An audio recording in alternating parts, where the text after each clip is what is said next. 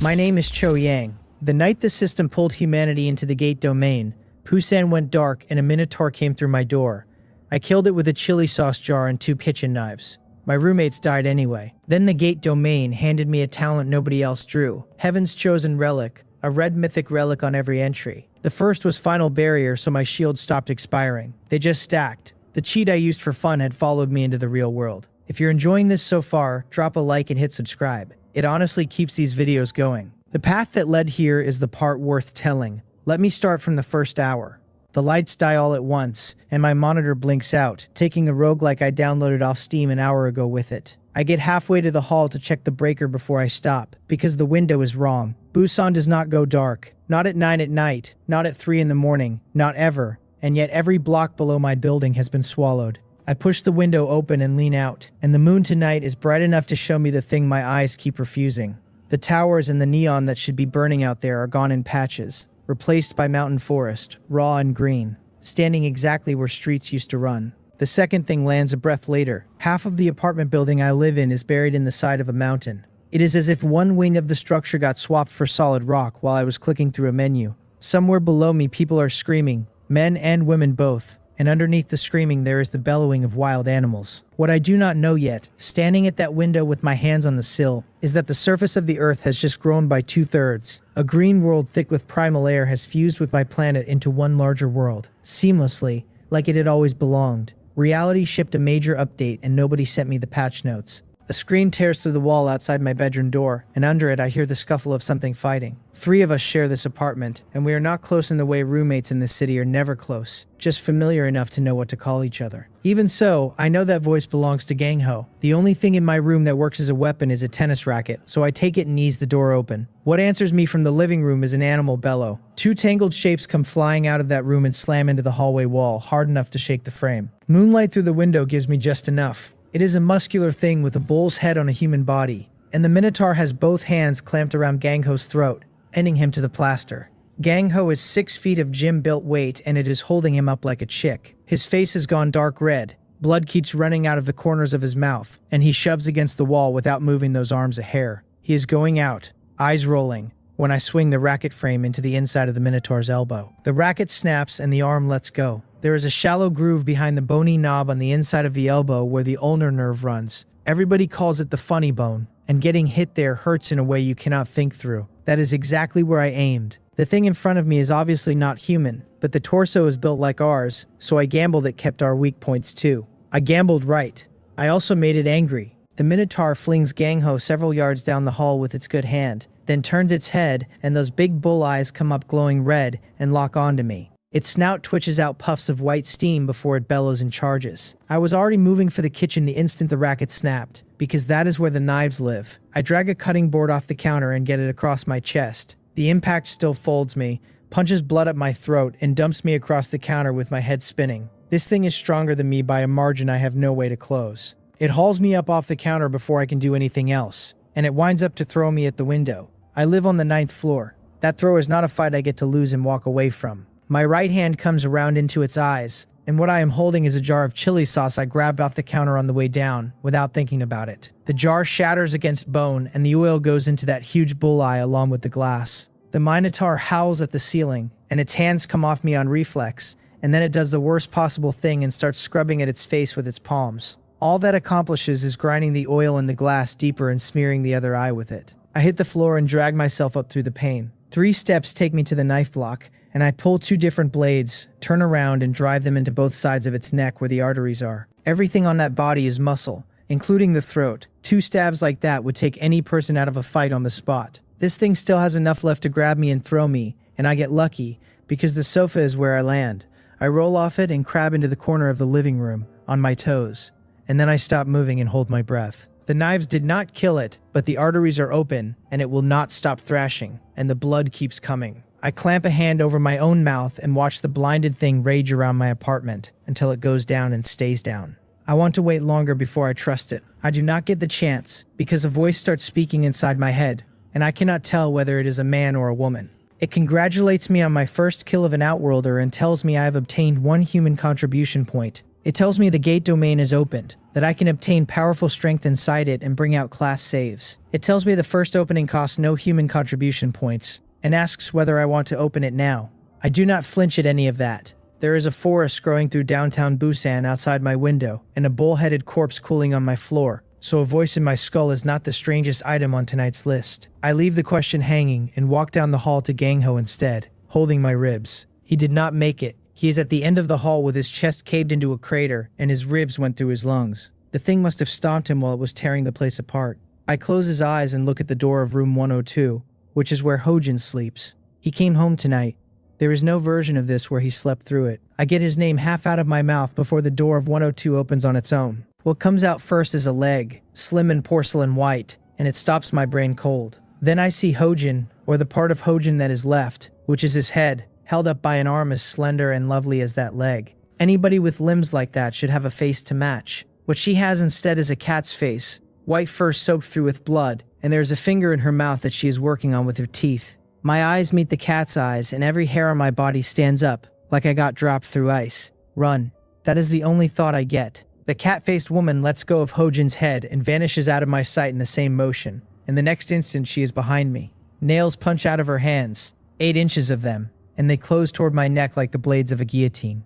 Hojin's head has not even hit the floor yet. My head stays on my shoulders, because in the half second she moved, I opened the gate domain. I stand there breathing hard with a thin bloody line across my throat. I wipe it and my hand comes away red, and the fear catches up all at once, because a fraction slower and my head leaves with hers. It takes me a while to be a person again. Then I look at where I am, and where I am is a white plaza, silent and enormous, with translucent snow-white ground under my feet. There is nothing on it anywhere out to the horizon, except 7 statues standing together in the middle, carved so well they look like they might turn their heads. The voice comes back as I walk up to them. It tells me this is where I undergo class template fusion, and that on a first entry into the gate domain I may fuse with 7 classes of gray ruined grade. It names them for me: the assault-type great swordsman, the hidden assassin-type thief, the sniper-type archer, the spellcasting-type fire mage, the support-type medic, the defense-type shield guard, and the summoning-type beastmaster. It tells me that unlocking higher grade classes requires raising a lower grade class of the same type to level 10 and clearing a low-tier gate domain once.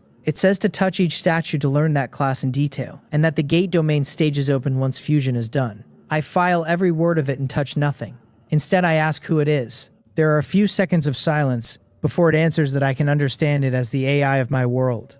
I think about the mountain growing through Busan and ask what happened to my world and where the monsters came from. It tells me no comment, that it exists only to help me understand basic information about the gate domain. So I ask the question that actually matters, which is whether the thing that entered this place was my consciousness or my body, and it says body. The scratch on my neck had already told me as much, but hearing it confirmed lets me breathe all the way out. For convenience, I decide to call the voice Little Door. It tells me I have 1 hour to complete the class template fusion, so I reach for the first statue, the Great Swordsman. A red orb of light blooms in the middle of the plaza before my palm lands. I ask Little Door what it is. Little Door tells me every human who enters the gate domain obtains an exclusive talent, and that the red orb was generated by mine. A character panel opens in front of my eyes as it says it, and almost everything on the panel is locked behind the fusion, but the exclusive talent line already has something in it. Heaven's Chosen Relic, red, and the effect is that every time I open the gate domain I obtain a random red mythic relic. I stare at that line and think about the game I was playing when the lights went out. I had run Cheat Engine on it so the opening roll would hand me a random maximum level relic before the first floor, because playing it straight was slow, and I wanted the toys. I mutter to nobody that if that is really where this came from, I should have turned on 5 more cheats while I had the chance. Little Door fills in the rest when I ask.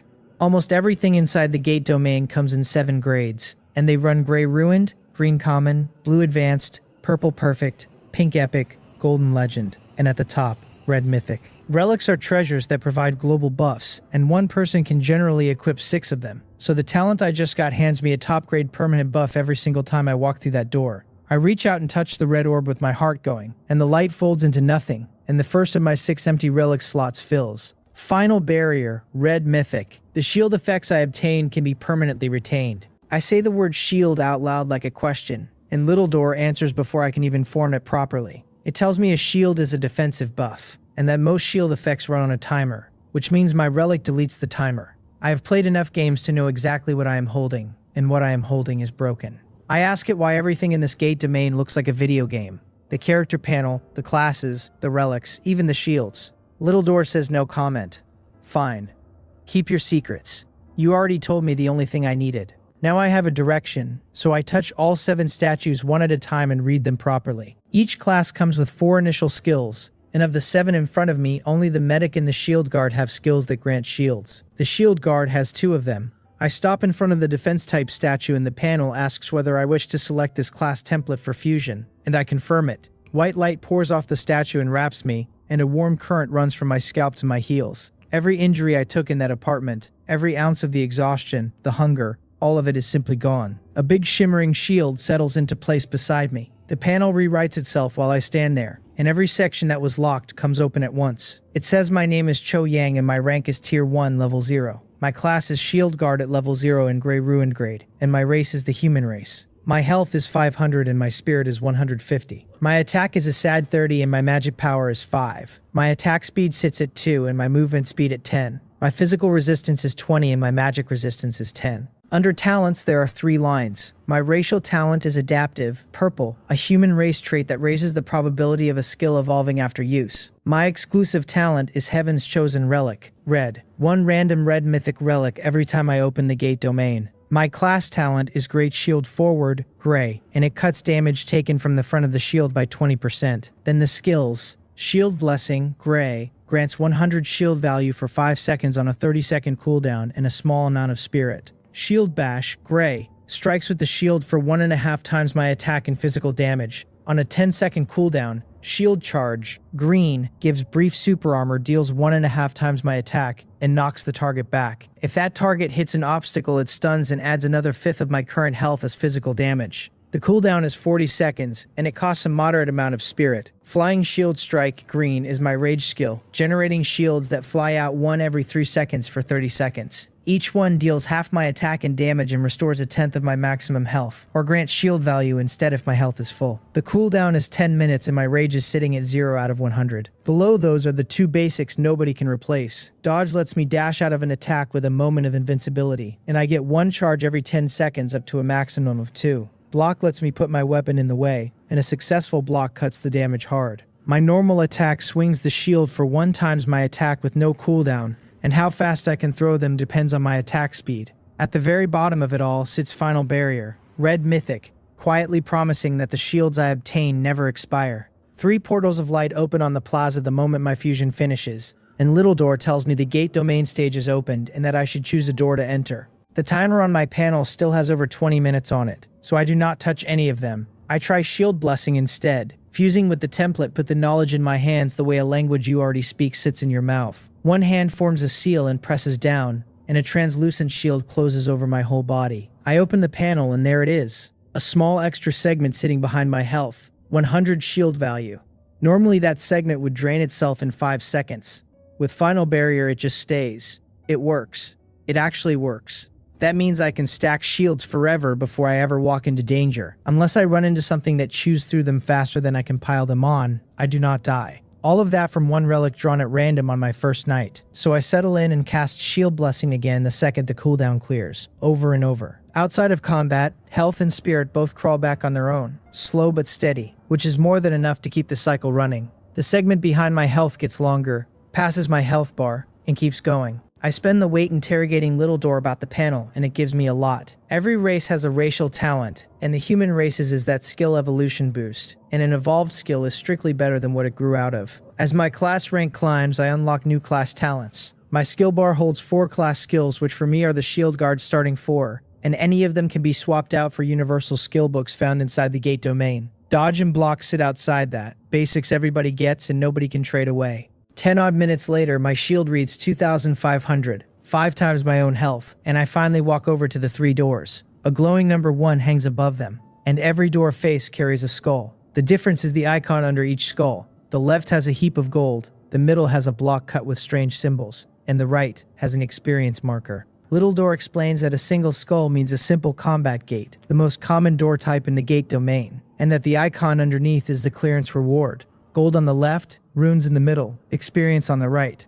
This place gets more like a roguelike every time it opens its mouth. Gold and experience I understand without help, so I ask what runes are. Little Door tells me every skill and my normal attack can each be equipped with 3 runes, and that runes enhance what they are attached to. I ask what gold is actually good for in here, and it tells me gold has many uses, and I will find out when I run into them. Of the 3 rewards, the runes are the ones I cannot guess at, so the middle door is where I am going. I stand in front of it and keep casting until the very last second of the timer, and by the time I push it open, my shield reads 4100. Soft white light swallows me, and lets go, and I am standing in dense mountain forest. The stage announces itself as the Orc Clan First Tier Gate Domain, the first of 10. My clearance mission is to evade the hunt of the Kobold Pack and reach the safe zone alive, and I have 2 hours. The broadcast is still landing when I realize there are 2 other people standing not far off. One glance at their weapons tells me they fused class templates the same as I did. They are both around my age. The man holds a sword in both hands, so he is a great swordsman. And the woman has an open magic book floating beside her left hand, so she is a fire mage. We drift together without anyone suggesting it and trade names. The great swordsman is Wang Guo, built like the fitness coach he is in real life. The fire mage is Li Yeri, small and fine-boned, a university student who graduated only recently. She was clearly terrified of this place a minute ago, and she steadies noticeably now that there are 2 men standing next to her. It is Wang Guo with the sword in the shoulders who is doing most of that work. She drifts closer to his side, on purpose or not, and says we should get to the safe zone fast. Wang Guo agrees and points out that the map marks 3 safe zones, east, west, and south, and that the eastern one looks closest. She has no objection. I do. I suggest the 2 of them go east together while I take the western one alone. Li Yeri tells me I should stay with them, because running into kobolds by myself would be dangerous. Wang Guo backs her up and says it is better if we can watch each other's backs. I shake my head anyway and point out that with 3 safe zones on the map, splitting up may simply be smarter. The mission says evade, not fight, which makes one quiet man alone the safer package. They see I have already decided and stop pushing. I watch them head east, and the second they are out of sight, I start asking questions.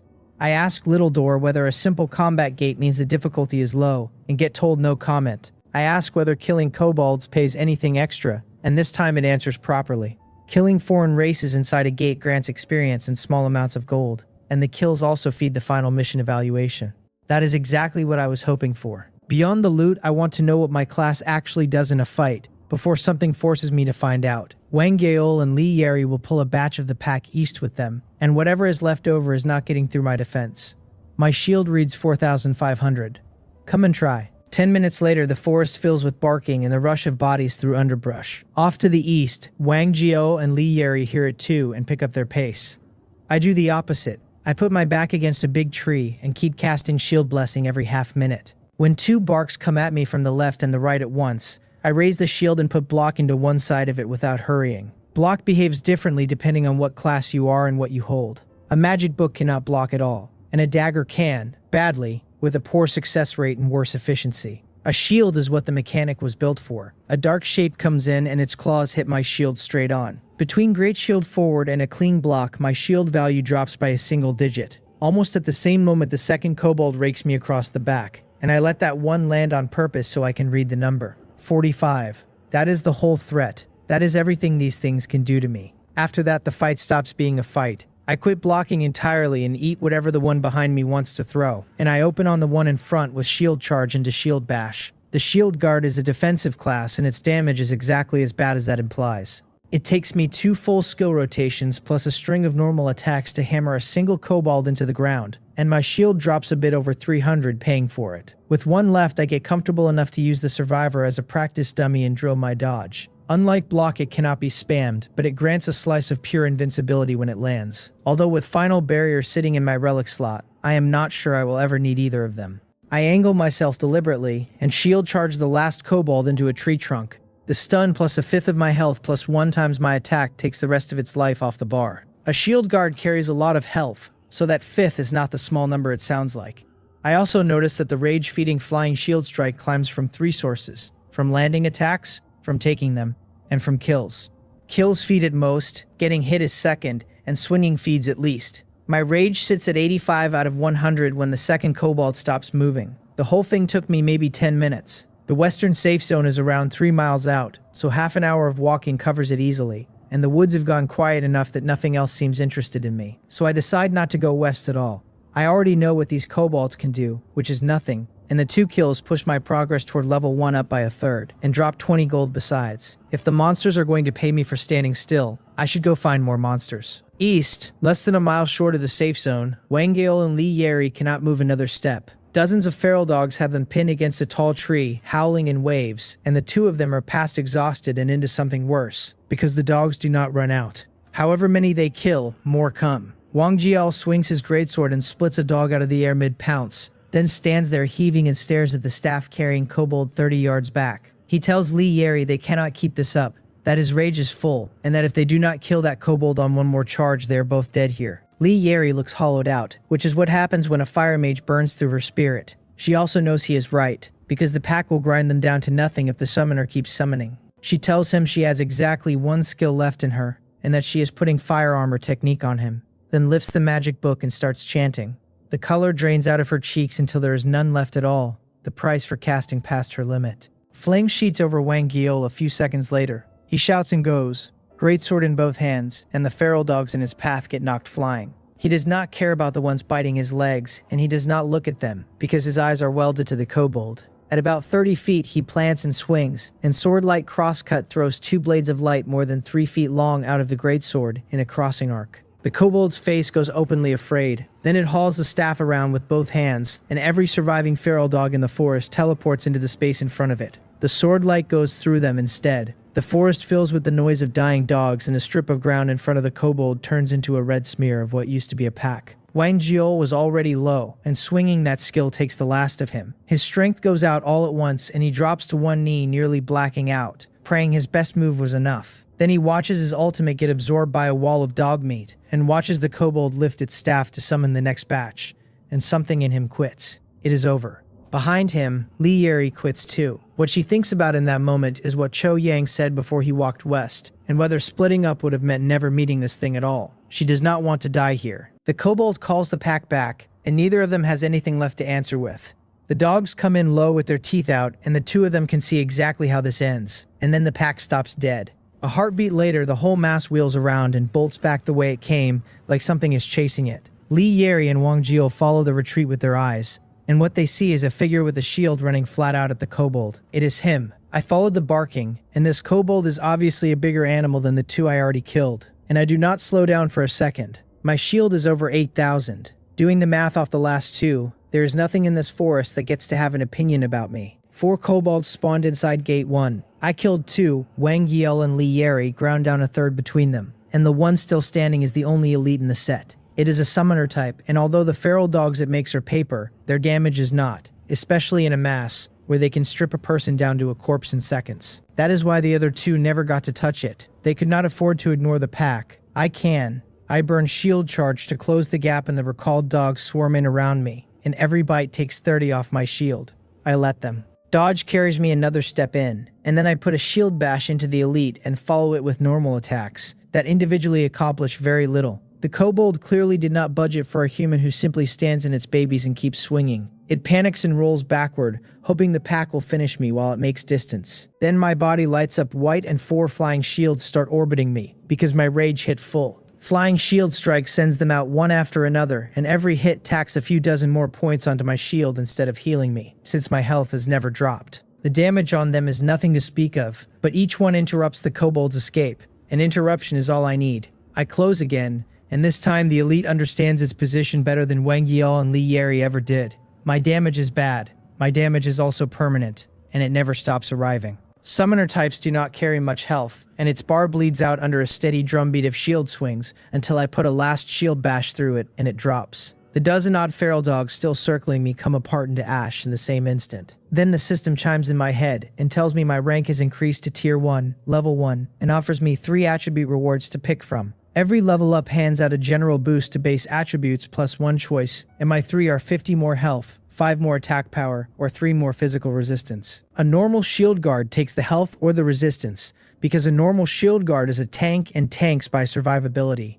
I have final barrier. Survivability is the one thing I will never need to purchase again. What I actually lack is the ability to kill anything before it dies of old age, and right now my real damage comes out of normal attacks, which scale straight off attack power. I take the 5 attack without thinking about it twice. The moment I confirm, I see a treasure chest glowing green on the elite's corpse. Little door tells me chests drop from monsters of elite level or higher inside a gate. I open it and there are two things inside, 100 gold and a green quality common skill book. The book is Feral Dog Summoning, which is the exact skill the thing on the ground was using to make my life interesting.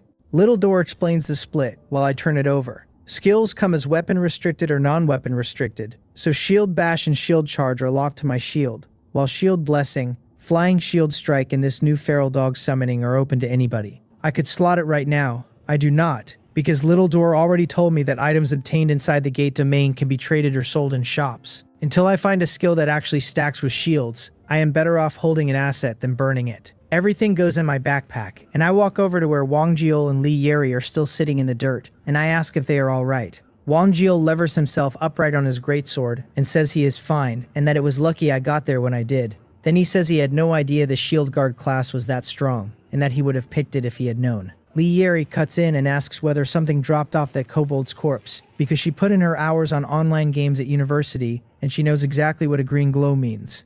I tell her a skill book and 100 gold. She nods along and then says that since I made the kill, the skill book can be mine.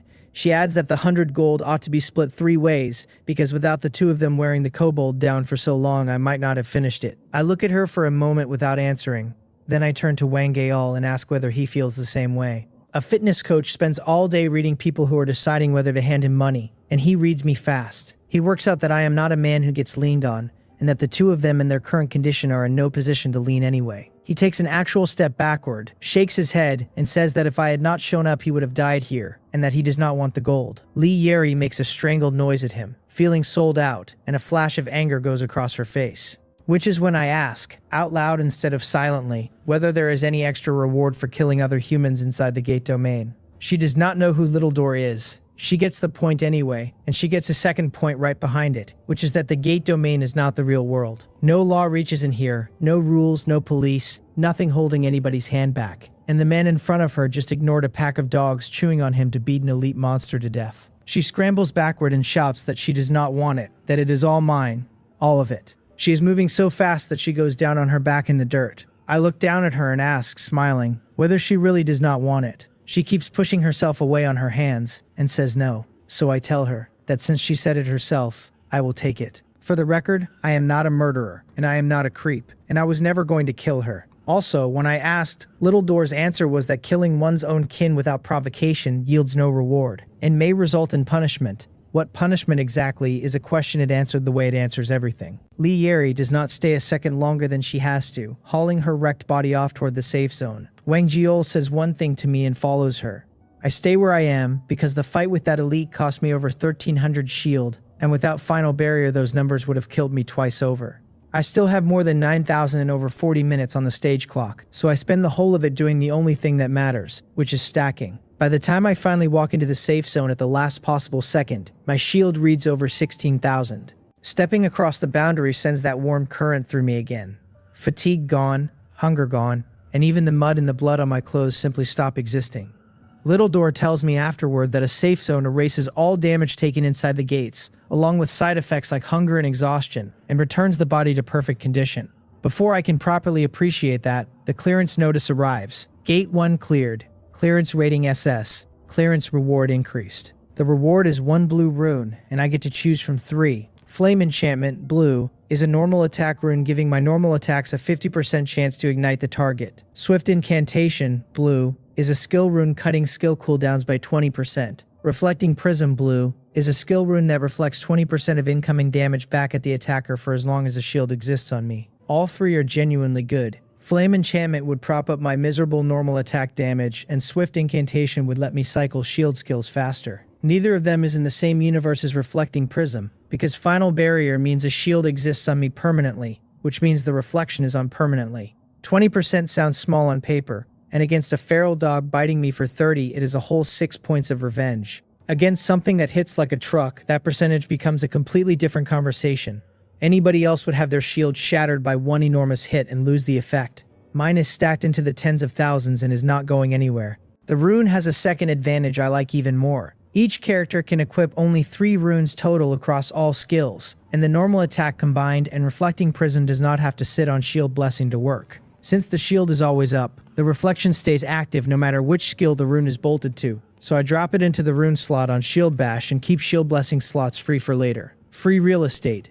I will take it. A new prompt tells me Gate 2 has unlocked and that I have half an hour to choose. 3 fresh portals of light stand in the center of the safe zone, with the number 2 floating above them. Standing near those portals, to my mild surprise, are Wanggeol and Li Yeri. I ask Little Door how that works, since the safe zone window is only half an hour and I came in the better part of an hour behind them. It tells me time runs differently inside a stage than it does in the safe zone. No matter how long a person spends in a stage, everybody arrives in the safe zone at roughly the same moment. That makes me frown, because it opens a much bigger question. I ask whether time inside the gate domain is synchronized with the real world, and Little Door tells me that measured against my world, the time spent in here is negligible. So when I finish all 10 gates and walk out, the real world will be sitting almost exactly where I left it. It confirms that with a single yes, which means the cat-faced woman is still standing in my hallway, waiting for me to come back. I have not forgotten what that thing felt like. The pressure coming off her was on another level entirely from the elite kobold I just beat to death. And even with final barrier and 16,000 shield, I do not feel remotely ready. I need to squeeze this place for everything it will give me before that door opens again. I look over at Wanggeol and Li Yeri and ask whether I will run into them in the next stage. Little Door says there is a probability of it if we pick the same gate. Then I ask my last question, which is whether attacking people inside a safe zone is allowed. It is not, and it goes further than that, because inside a safe zone skills cannot be activated at all. I test it anyway by reaching for Shield Blessing, and the system politely informs me that skills cannot be activated within the safe zone. So that is half an hour of stacking I do not get back, and I say so under my breath before walking toward the portals. The other 2 are already up there, still arguing themselves in circles about which door to take. Li Yeri glances at me coming and moves several steps farther away, frowning. Wanggeol gives me a calm nod, his confidence restored along with his body. I nod back to him, look straight past her, and read the icons. 2 of the 3 carry skulls, so those are simple combat gates. The one on the left has something new, a hexagram burning with holy light. Little Door tells me that icon marks the Temple of Trials, where I can accept trial missions, and that the higher the grade of the trial, the better the reward for completing it. Better rewards.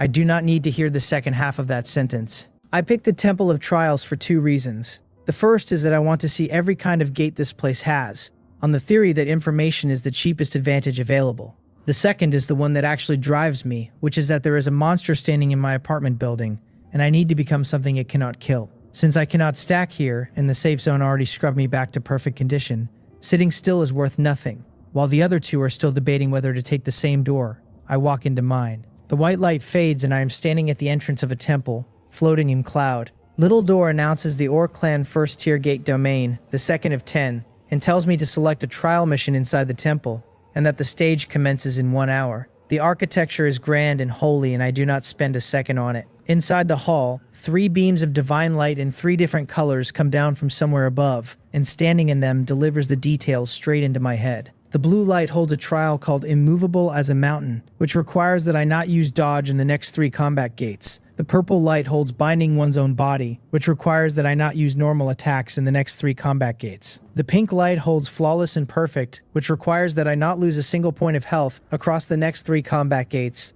By the grading system Little Door taught me, pink is epic, so the pink trial pays the most. It is also, for a man carrying Final Barrier, the least demanding of the 3 by an enormous margin. The only condition on that is that I do not run into something capable of breaking my shields, which is the same gamble I have been making all night. I hesitate for a moment, step into the pink light, and accept. The notification confirms that I have taken the pink epic grade trial Flawless and Perfect, and that clearing the next 3 combat gates without losing health completes it. Then it tells me gate 3 has opened and the stage closes in 48 minutes. I start walking, casting Shield Blessing as I go, because the habit is already automatic. All 3 icons above gate 3 are different this time. The left is the plain skull of a simple combat gate. The middle is a door symbol with an arrow leading out of it. The right is a skull too, but much larger, and its eye sockets are throwing off a hard, dangerous light. Little Door walks me through them. The middle portal is the evacuation gate, and entering it calculates my current gate domain rating early and sends me out of the gate domain, back to reality. The right portal is the hard combat gate, where the fights are worse and the rewards are better. It adds that the treasure chest icon under that skull means the clearance reward is a relic. Leaving early is not on the table. Reality is where the cat-faced woman is.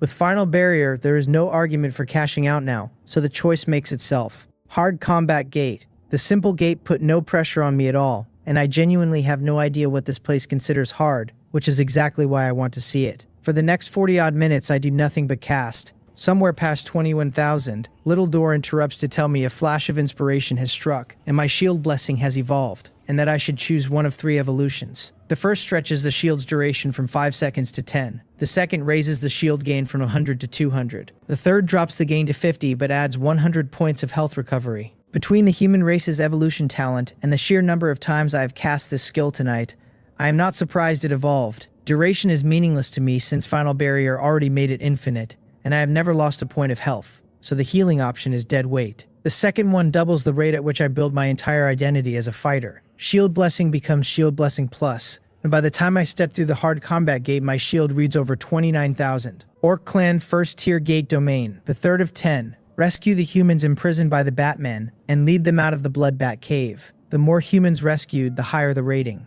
6 hours on the clock. I do not get to think about any of that, because of where I am standing. It is a deep underground cave, and the only light comes from a faint fluorescence on the stone walls, enough to make out shapes 3 or 4 feet away and nothing beyond that. More urgently, there is a figure standing about 6 feet in front of me. I get my shield up on reflex, and the only reason I do not swing is that the silhouette of the head reads human rather than animal. Then a woman's voice comes out of the dark telling me not to attack, saying she is human, an earthling, and it comes from somewhere else entirely. There are more of us down here. 2 more voices claim the same thing, then another, and by the time the introductions stop tumbling over each other, I have counted at least 5 people besides myself. Every one of them walked into the gate domain the same way I did. In a cave this dark, finding 6 other human beings does more for everyone's nerves than any skill could. We gather at a stretch of wall where the fluorescence is brightest, and one of the fire mages casts Ring of Fire. For 10 or so seconds of real light, we all finally see each other's faces. 7 of us in total, 2 women and 5 men. The oldest is a man in his 50s, a doctor in reality, fused into the medic class, and his surname is Huang, so everyone lands on calling him Uncle Huang.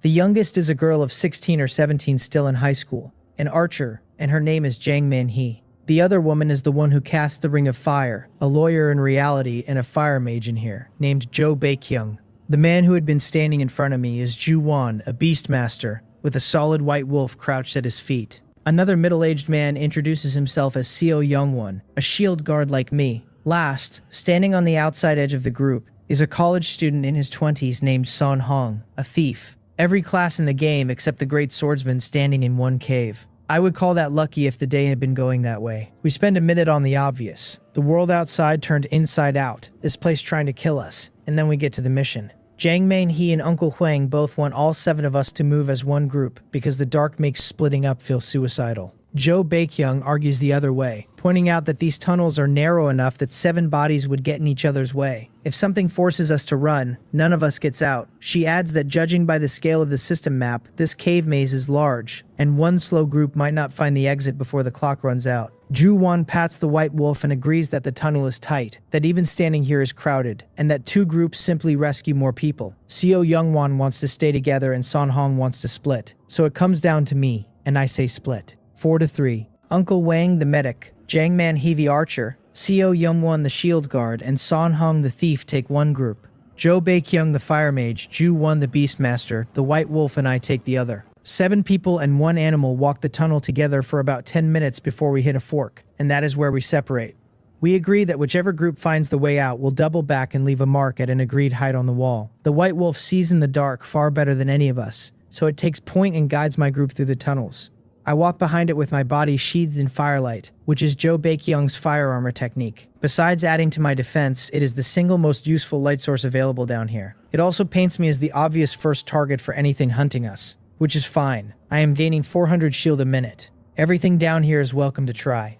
We circle in the cave for a long stretch before the white wolf throws its head up and gives a low warning howl. Zhu Wan is linked to his pet's mind, so he calls out that enemies are coming the instant it sounds. While he is still saying it, 3 dark shapes drop off the ceiling ahead of us. The white wolf springs and drags one out of the air, and the other 2 come straight at me. I plant the shield in front and take my time looking at them, because I have earned the right to be curious. They are humanoid, with rat-like heads and a pair of fleshy wings folded off their backs. Batmen, then. The pouncing attack hits harder than I expected, and takes over 150 off my shield in one go. The Batman that landed on me also catches fire from the fire armor technique. The burn damage is trivial, and the reaction is not, because the thing shrieks and thrashes like fire terrifies it on a level below thinking. I use the opening to shield charge the second one into the wall, and while it is stunned I put a shield bash and a normal attack into it. The other Batman works out very quickly that hitting me accomplishes nothing, so it goes around me and flies at Ju-won. He is busy running the wolf and has nothing left over for his own defense. He burns dodge to get clear. A fireball comes past him and clips the Batman's left wing, and it drops straight out of the air. Jo Bae-kyung is winding up another ring of fire when the grounded Batman lifts its head and lets out a sound none of us can hear. The wave breaks her casting and puts a spike of dizziness through Ju-won and me both, and by the time she shakes it off, the thing is already on her. A fire mage has the strongest skills of the 7 tier 1 classes and the longest cast times to pay for them. Once a Batman is in her face, she is not getting a spell out. Every skill Ju-won has runs through his pet, so he has nothing left in his own hands. He dumps his last attack speed buff onto the white wolf, puts his spear away, and tackles the Batman barehanded. He shouts that he has it, and to cast, right now. That Batman is stronger than he is by a wide margin, but Jo Bae-kyung's fireball already took a chunk out of it, so he holds it in place. She does not waste a word. Fire condenses over her magic book, and a few seconds later she yells at us to move, and rings of fire climb out of the ground. Jo-won dodges early and clears them. The Batman does not, and it comes apart screaming inside the burn, rolling on the stone. Ju-won calls his Beastmaster spear back and beats it the rest of the way down, only stopping when the death notice lands in his head. The two of them turn to help me and find they are too late to be useful. I have my Batman wedged into a corner and I am hitting it with the shield. One unhurried normal attack after another, and I am not blocking a single thing it throws back. When it finally slumps over dead, there is not a mark on me anywhere. Inside the gate domain, you cannot see anybody else's health or spirit, but you can read a person's body, because as those values fall, the body shows it and negative effects start piling on. Jo Bae-kyung is against the wall right now, chalk pale and hauling in air. Ju-won is better off and still visibly spent. I tanked a Batman solo and killed it, and I look like I walked here. The two of them trade a glance, and I can read the question on both faces. Is a shield guard really supposed to be like this? While they are wondering, I am already moving on the third Batman, the one the White Wolf has been keeping busy this entire time, which is genuinely impressive work for an animal. With me joining in, that fight is over almost immediately. Then the three of us in the wolf regroup, and I am the only one who does not need to sit down. Without a medic in the party, health and spirit come back one slow minute at a time, and there is no shortcut. I have confirmed that Batman cannot break my shield, so I am weighing whether to go on alone. Then a voice arrives in my head, 6 words of it, calling me Appa and begging me to save them.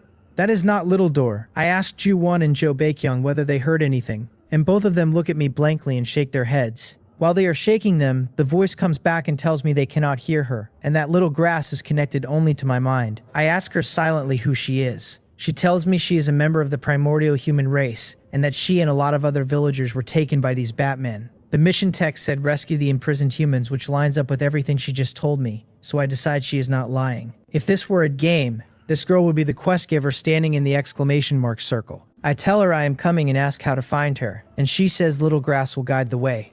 Then I ask the other two how long they and the wolf need, and the answer is at least half an hour, so I make my decision on the spot. I tell them I know where the prisoners are being kept, that I am going ahead and leaving marks as I go, and that they should follow once they are back on their feet. Jo Bae-kyung says immediately that it is far too dangerous alone. Jo-won backs her up and points out there are still over 5 hours on the stage clock, so there is no reason to rush it. I tell them it is fine, that I picked up powerful items in the first 2 doors, and that even if things go badly I am confident I can get out. Both of them remember how easily I killed that Batman, and stop arguing. Jo Bae-kyung makes me promise to be careful, and says they will catch up as fast as they can, and I nod once and go. Little grass talks me through the dark a turn at a time. Straight ahead, stop, left here, left again, straight, right again, and I use the walk to ask questions. I ask how she is reaching me from this far away, and how she knows these tunnels. She says she thinks she has had an awakening. I repeat the word back to her, and she sounds surprised, asking whether I do not know, since I am an awakened one too. She tells me the villagers say that after awakening a person gains extraordinary power, and that hers came on only a short while ago. Since then she has been able to reach into someone's mind from a distance, and sense everything around her, including things happening far off. I ask why she picked me and nobody else. She says every connection exhausts her badly, and she can only hold one person at a time, and that out of everyone down here my body felt like it was in the best condition. Then she tells me what this cave is for. The Batmen keep humans alive as blood bags. The older villagers and the men were drained dry and killed, and the ones kept breathing are all young girls. There are 4 blood bag rooms inside this cave, and every one of them has monsters standing guard. She is not far from me in a straight line, but nothing in here runs straight, and the winding of the tunnels turns a short distance into a long walk. 20 minutes in, her voice comes back weaker than before, telling me to take the right fork ahead and that I will be there. She warns me that there are 4 monsters sleeping on the ceiling above me. I tell her to rest and leave the rest to me. My eyes have had long enough in this dark to be worth something now. I come up on the blood bag room carefully and look up, and there they are, 4 shapes hanging head down off the cave ceiling. I could open the room quietly and take everyone out, except Little Grass said there are a lot of girls in there. Moving that many bodies past 4 sleeping Batmen is not a stealth plan. It is a slower alarm. So the Batmen go first. The ceiling here is low, under 13 feet, and fusion left my body far past anything I had before. So a hard jump gets my hand 6 feet up with room to spare. My left hand is the one not holding the giant shield, and it closes on a wing. We come down together, and the scream it makes wakes the other 3 in a panic. I ignore all of them. I crush the wing of the one under me so it cannot fly off, then run my standard sequence into it. Shield charge, shield bash, normal attack. The other 3 claw at my back the whole time and accomplish 2 things, taking a trickle off my shield and eating counter damage off the reflecting prism rune. My damage is low and my tempo never breaks, so by the time one of them gets a sonic control skill off, the one pinned under me is already finished. The stun lasts barely a second. I shake it and put the last hit through, then turn and lunge at the Batman behind me, the one wrapped in blood-red light. I noticed it during the scramble, because its hits take the biggest bites out of my shield and it swings faster than the others. I get a hand around the blood-colored Batman's ankle, and it drags me straight up off the floor. It hauls me back and forth through the air trying to shake me loose while the other 2 throw another sonic attack at me to break my grip. What neither of them knows is another rule of this place, which is that the same control effect applied to a person over and over gets weaker every time. A wobble of dizziness is nothing. Even when the thing slams me full force into the cave wall, my fingers do not open, because I am certain now that the blood-colored one is an elite. Elite means treasure chest. Suddenly, I am the most motivated man in this cave. Anybody else would have let go from the pain of being battered against stone like that, and I have a shield between me and pain. The only real cost is that hanging off an airborne monster makes it almost impossible for me to attack back. So I hold on and let the wrestling match run, and the thing carrying my entire body weight through the air is the one that runs out first, and we come down. I have been waiting for that. White light blooms off me and 4 flying shields spin up. Flying shield strike does not hit hard, but it aims itself, which is what I actually need. The shields launch one after another while I fire shield charge, freshly off cooldown, meaning to pin the elite in a corner. Instead, it dissolves into a swarm of small bats in midair, and my charge goes through nothing. The swarm reassembles into the blood-colored Batman and dives at me, and several claw strikes land, and they do exactly as much as everything else has done tonight. The unlucky part for it is that this elite carries a lifesteal talent on its attacks. In any other fight, that would be brutal. Against a man it cannot damage. It heals for nothing. Once it understands that its best swings do not land, it decides to run. With wings, running should have been easy, except our little aerial argument burned most of what it had.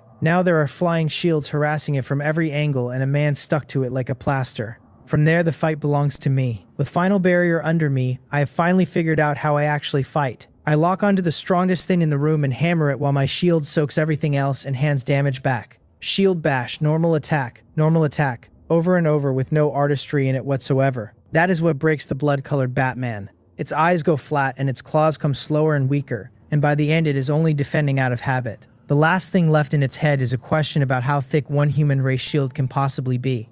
Then it dies, and it dies without ever having taken a single point of health off me. My shield, at that moment, is still sitting above 48,000.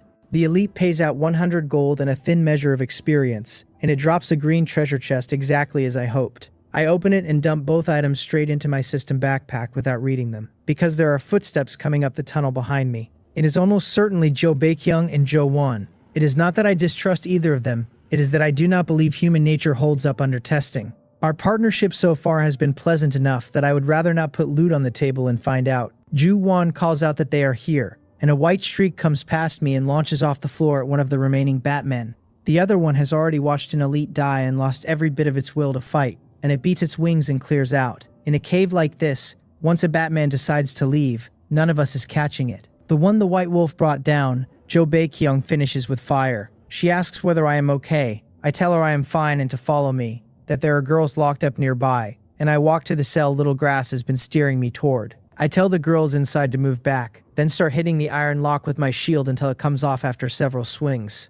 Nobody moves. They stay pressed into the corner, refusing to come out. One of them finally steps forward and tells the rest that it is all right, that they can come out, that we are here to save them. I recognize the voice as Little Grass the moment I hear it. I pull my short-sleeved shirt off and put it on her. Every girl in that cell was kept as a blood bag, and none of them has any clothes. The only mercy is that the cave is dark enough that Jo-won and I are not making it worse. Watching us not hit Little Grass, not shout at her, and hand her something to wear, the rest finally find the nerve to come out one at a time. Jo-won and Jo Baekhyun strip off their own tops for a few of the others, and for the girls left over there is nothing any of us can do. Jo Baekhyun, down to a dark undergarment on top, asks what the plan is now, whether we take the children with us, and go looking for the exit. I ask Little Grass instead. She nods hard and says she knows the way out, because when they took her from the cell to be fed on by those monsters, she sensed where the exit was. Jo Baekhyun catches the phrasing and asks, confused, what she means by fed on. I tell her I will explain later, and that the Batman that escaped may already be bringing back reinforcements. So we leave now. I tell Little Grass to show me the way and that I am getting all of them out first. The White Wolf and I take the front, Ju-won and Jo Baekhyun take the rear, and 8 little girls walk between us toward the exit. While we move, I finally read what came out of the treasure chest. There is 100 gold, plus a skill book called Group Bat Illusory Body at green grade. It turns me into a swarm of bats to dodge an attack, and gives my next normal attack a pursuit effect with 50% more damage, on a 20-second cooldown. I know exactly what that looks like in practice, because the elite used it on me an hour ago and my shield charge went through empty air. Not bad.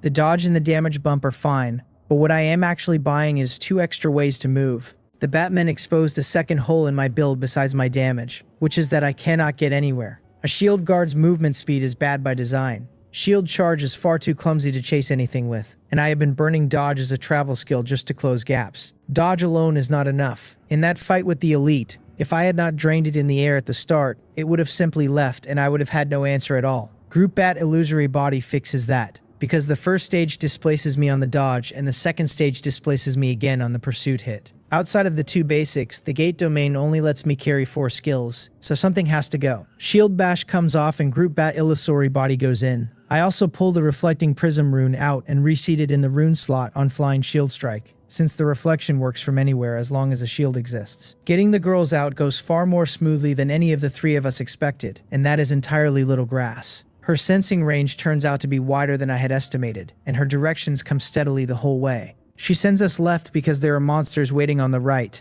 then puts us around a right-hand bend and has us wait in cover until something passes. Twice she tells us to move faster through a stretch of open tunnel. We reach the area near the exit without a single incident. The 2 Batmen posted at the exit are ordinary, and we surround them and kill them without much trouble. I use Group Bat Illusory Body for the first time in that fight, and it performs beautifully. The mouth of the Bloodbat Cave is far brighter than anything inside it, and that light is how I see the 2 lines of blood running from Little Grass's nose. I ask her if she is all right. She wipes it away with the back of her hand, smiles at me and says, "It is nothing, that Little Grass is fine." She is thin and small and clearly running on empty, and there are several puncture marks on her neck where those things bit her. Looking at her hurts more than anything that happened in that cave. She cannot be more than 12 or 13. There is no reason a kid should be paying for any of this. I ask Little Door whether the world inside the gate domain is real, and whether these girls are real people. It gives me the answer it always gives me. I crouch down and wipe the last of the blood off her face myself, then tell her that the older brothers and the older sister and I cannot leave with them. I ask whether they will be able to look after themselves once they are outside.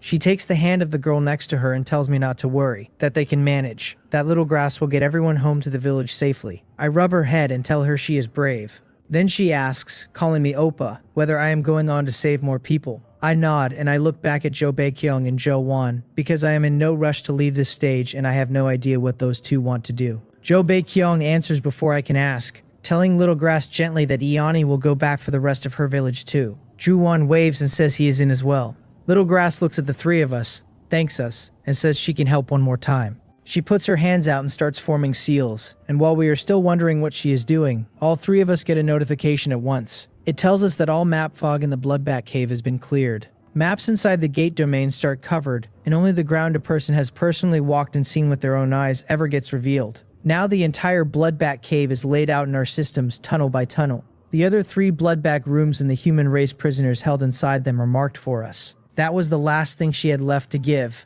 and she gave it. Before we part, she asks me one more question, whether I will tell Little Grass my name. I tell her my name is Cho Yang, the Cho that means clear and the Yang that means sun. She repeats it back with Oppa attached, and then she tells me that since I gave her a piece of clothing, Little Grass is going to give me a gift too. The gift Little Grass pressed into my hand turns out to be a bracelet, woven out of the pale green grass that grew in the cell where the Batman kept her. I take it thinking it is a keepsake and nothing more, and the panel immediately corrects me. Little Door announces that I have obtained a serendipitous item, the bracelet woven by Little Grass. When I ask what a serendipitous item is supposed to be, it explains that carrying one raises the odds of a serendipity gate appearing in my next set of doors. The item is also the key that lets me walk through it. I ask what waits on the other side of a gate like that, and I get the two words I am already sick of hearing: no comment. I drop the bracelet into my system inventory, glance down the tunnel the girls took, and wish them a quiet road. Behind me, Jo Baekhyun yelps at Ju-won and demands to know why he has a nosebleed too. He tips his head back, wipes at his nose, and mumbles something about Baekhyun Nuna having a really great figure. Her face goes flat, she throws one arm across her chest, and she kicks at his shin and tells him to turn his head. Which is, of course, the exact moment I look over. Her shirt went to one of the girls, so there is not much left up top but a flesh-colored bra, and it is hard to keep my eyes neutral about it. She catches me at it, glares, and orders me back inside the cave. Fair enough. I am the one who told everybody to hand over their shirts. The three of us leave the mouth of the cave and go back down into the dark. The map fog is fully cleared, so we angle straight for the nearest blood bag room. On the way, I explain to Jo Baekhyun and Jo-won exactly how these Batman farm their blood bags, and neither of them says much afterward. Whatever sympathy they had left converts directly into hatred for the Batmen, and I do not try to talk them out of it. We are almost at the room when I stop and ask whether any of this feels strange to them. Jo-won asks what does. Jo Baekhyun answers before I can, pointing out that we have passed exactly 2 Batmen on the way back, when the trip out had patrols crawling everywhere. That is the part that bothers me. I ask them what a cave full of Batmen does once it learns 3 humans walked off with its livestock. Ju-won's face falls and he asks whether they will chase the little girls. I tell him our activity area is limited to this cave, so even if that is happening, none of us can do anything about it. What we can act on is the chance that every Batman still breathing is stacked inside the blood bag room, waiting for us. This gate domain looks like a game and runs on game logic, but it is not one. If it were, I could clear this cave alone with a defense nothing here can scratch. The world is real enough that the monsters in it learn. They have already worked out that they cannot break me, so they will refuse to fight me straight. That is the whole reason I need Jo Baekhyun and Jo-won at my back. They have the things I do not have: damage, reach, and a wolf. Jo-won asks whether we are still going in.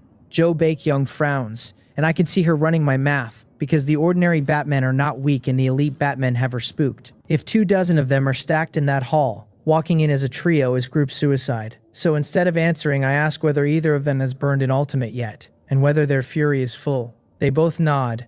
I have been eating every hit at the front since we entered, which means neither of them has had a reason to pop anything big. Back when I was picking a class, I read the skill list for all 7 of them, twice. The Fire Mage's ultimate, Fire Dragon technique, has the widest area damage available to the 7 Tier 1 classes. The Beastmaster's ultimate, Dance of the Wolf Pack, drops a summoned pack onto the field for a limited window. Put those 2 together with a man who cannot die and you have a plan. So I give them one. The blood bag room has 2 entrances, and I go in alone through the far one to pull as many Batmen onto myself as I can. Batmen are afraid of fire, so Lawyer Joe drives her fire dragon in and burns everything standing around me. Ju-won pops his ultimate and puts the summoned pack and the white wolf across the other exit, with orders not to attack, only to plug the hole. Our own entrance is a narrow throat, so the 2 of them should hold it for a long time. If they cannot hold it, I tell them to drop the door and live.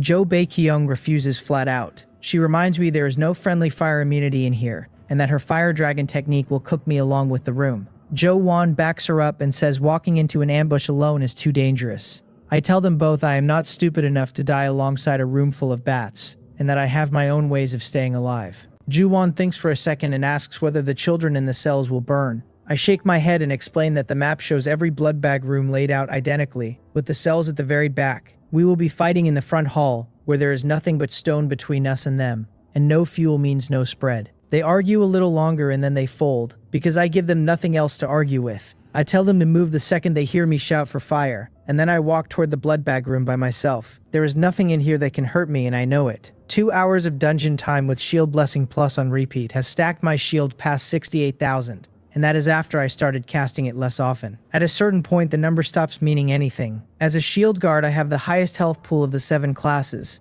and at level 1 that pool is 550.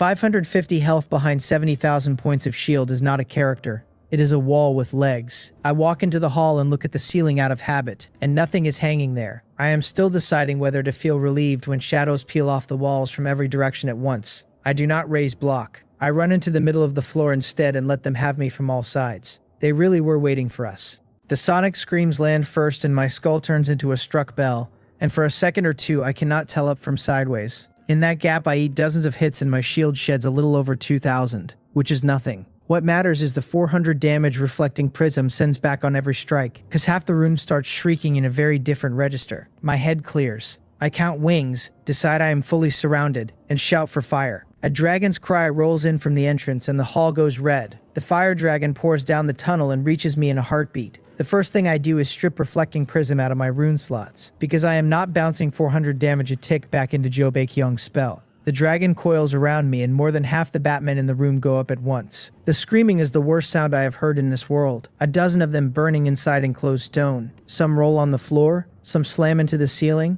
and some beat their wings against each other and only spread it. The ones that had not caught catch anyway from the contact. A handful break for the far exit and find the summoned pack and the White Wolf plugging it, with Jo Baekhyung's ring of fire waiting behind that. The bloodbag room stops being a room. It becomes an oven with a door on each end. Standing in the middle of a fire dragon is not free even for me. I am shirtless. The air is cooking and my shield ticks down 50 at a time for as long as the dragon lives. Compared to what is happening to everything else in here, I will take it. Fire dragon technique hits like a truck and does not last, so I stop admiring the work and start doing my own. My targets are the 3 elite Batmen on the floor. With both exits sealed and the whole hall burning, they cannot organize anything. I chase the nearest elite Batman down while it is still on fire and open up with everything. It burns Group Bat Illusory Body to dissolve and slip toward the White Wolf, and I burn my own copy to reform right on top of it. My shield normal attack triggers its pursuit effect and lands on its head. Then I get a hand around its throat, ignore the flames on my forearm, and pin it to the stone wall. It takes about a dozen swings to finish something already half-cooked. A green treasure chest drops off the corpse and I dump the contents into my backpack, without reading a line. The second elite Batman has fled toward the cells, and it is not alone. 3 ordinary Batman went with it, and they have beaten the flames off one another, though every one of them is running on fumes. The corridor by the cells is tight, which is exactly what I want. Getting swarmed has never been my problem. Not being able to catch things is my problem. Same tactic then. I hammer the elite Batman and pull back anything that tries to leave. 1 against 4 in a narrow hall is not pressure so much as bookkeeping, and the only real flaw is that my damage output is embarrassing. It takes me more than 10 minutes to put 3 of the 4 down, and the 4th escapes during the second I spend stunned by a sonic scream. A level up chimes while I am still catching my breath. None of the 3 upgrade options touches damage this time, but 1 gives me a point of movement speed, and I take it without much deliberation. Output and mobility are the only 2 things I am short on, and everything else can wait. I loot the second elite Batman's chest and run for the main hall. The fire dragon is long gone and Ju-Won's summoned pack is timed out. The room is down to scattered flames and 1 or 2 Batman flat on the stone, breathing but not for long. I leave them and go straight for the entrance we came in through. 2 shapes are sitting slumped against the wall, and for the first time since I arrived in this world, something cold moves through my chest. Then I hear both of them breathing, and it passes, and I ask if they are okay. Jo Baekhyung makes a small sound of pain through her teeth and gestures toward the severed arm lying on the stone beside her. She tells me she is fine and has only lost an arm and that elite Batmen are more trouble than they look. There is an elite Batman's corpse 10 paces away, and both of them look wrung out, so I do not need it spelled out. Something very ugly happened in this corridor while I was in the back. Ju-Won bursts into tears and apologizes, saying her arm would still be attached if she had not blocked that hit for him. She winces and clutches the severed limb like a grocery bag. Then she asks him flatly whether he is an idiot and why he is crying, since her hand grows back in the safe zone. I look at Lawyer Joe with genuine respect. That is a woman with more spine than most of the men I have met in here. Jo-Won stops crying. A few seconds later he starts again, and she asks, with visible exhaustion, what it is now. He says Arang is dead, that he put him on that exit so nothing could escape, and that several Batmen tore him apart. I ask whether the White Wolf cannot simply be summoned again. Ju-Won says it can, but that would be a new White Wolf, and it would not be Arang. Jo Baekhyung calls him an idiot for the second time. I understand what he means, and I do not understand why he thinks that way. But people in this world carry all kinds of strange furniture in their heads. I ask them what they want to do, because with her at one arm and both of them spent, staying inside the gate is not worth discussing. Ju-Won says he is fine either way and defers to Baekhyung Nuna. She says leave now and explains that her system told her the lower her health falls, the worse her automatic recovery gets. In the red health state, it stops entirely. I ask what the red health state is, and she says it is anything under 10%, that she is sitting in it, and that it comes with a menu of penalties. So I tell them to wait where they are while I pull the girls out of the cells. 10 minutes later, I lead 7 of them out, finishing off 2 Batmen who were not quite dead on the way past. I take point again, the way I have all day, and I get about 30 steps before I have to stop. Jo Bae-kyung is falling steadily off the back of the group. Ju-won and I walk back to her, and she tells us weakly that one of the penalties is a 50% cut to her movement speed. She does not get to finish because I bend down and pick her up around the waist. She makes a startled noise and starts to protest. I laugh and ask whether she really intends to lecture me about men and women keeping a respectable distance at a moment like this. She wants to say something and cannot find it, so she closes her mouth again. I carry her through the pitch-black cave toward the exit. Fusing a class did more to my body than the panel admits, and I have leveled twice more since, so she weighs about as much as a duffel bag. I do not mind, because I have come to like both of them, and kindness costs me nothing right now. Neither of us says a word the whole way, and both of us end up breathing harder than the walk deserves.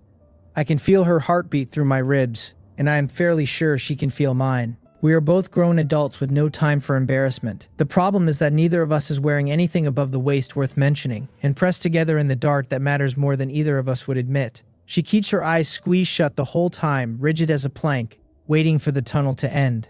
Whatever the burning did to the Batman's morale, it holds, and nothing comes at us on the way out. While we walk, I finally read what the 2 green treasure chests coughed up, setting aside the golden experience from the kills. 200 gold, 1 green relic, and 1 green rune. The rune is Frost Scar Chi, which adds frost to enemies near me whenever I cast a skill, along with a slow that lasts 3 seconds. It cannot go into the rune slot of a basic skill. The relic is Bloodbat Fangs, a green common that puts 10% lifesteal on my normal attacks. Frost Scar Chi is a genuinely good fit, since anything that helps me stick to a target beats raw numbers. I slot it under Group Bat Illusory Body, which at a 20-second cooldown is the shortest of my 4 general skills. What I actually want is to bolt it onto Block, where I could trigger Frost every second or 2, and the basic skill restriction is the only thing stopping me. Bloodbat Fangs sits near the top of the green tier on paper, because lifesteal relics are rare. On me it is decoration. Nothing in this dungeon has scratched the paint on my shield, and I doubt shield penetration is common, since none of the 7 tier 1 classes has a shield breaking ability. I drop it into a relic slot anyway, because that beats an empty slot.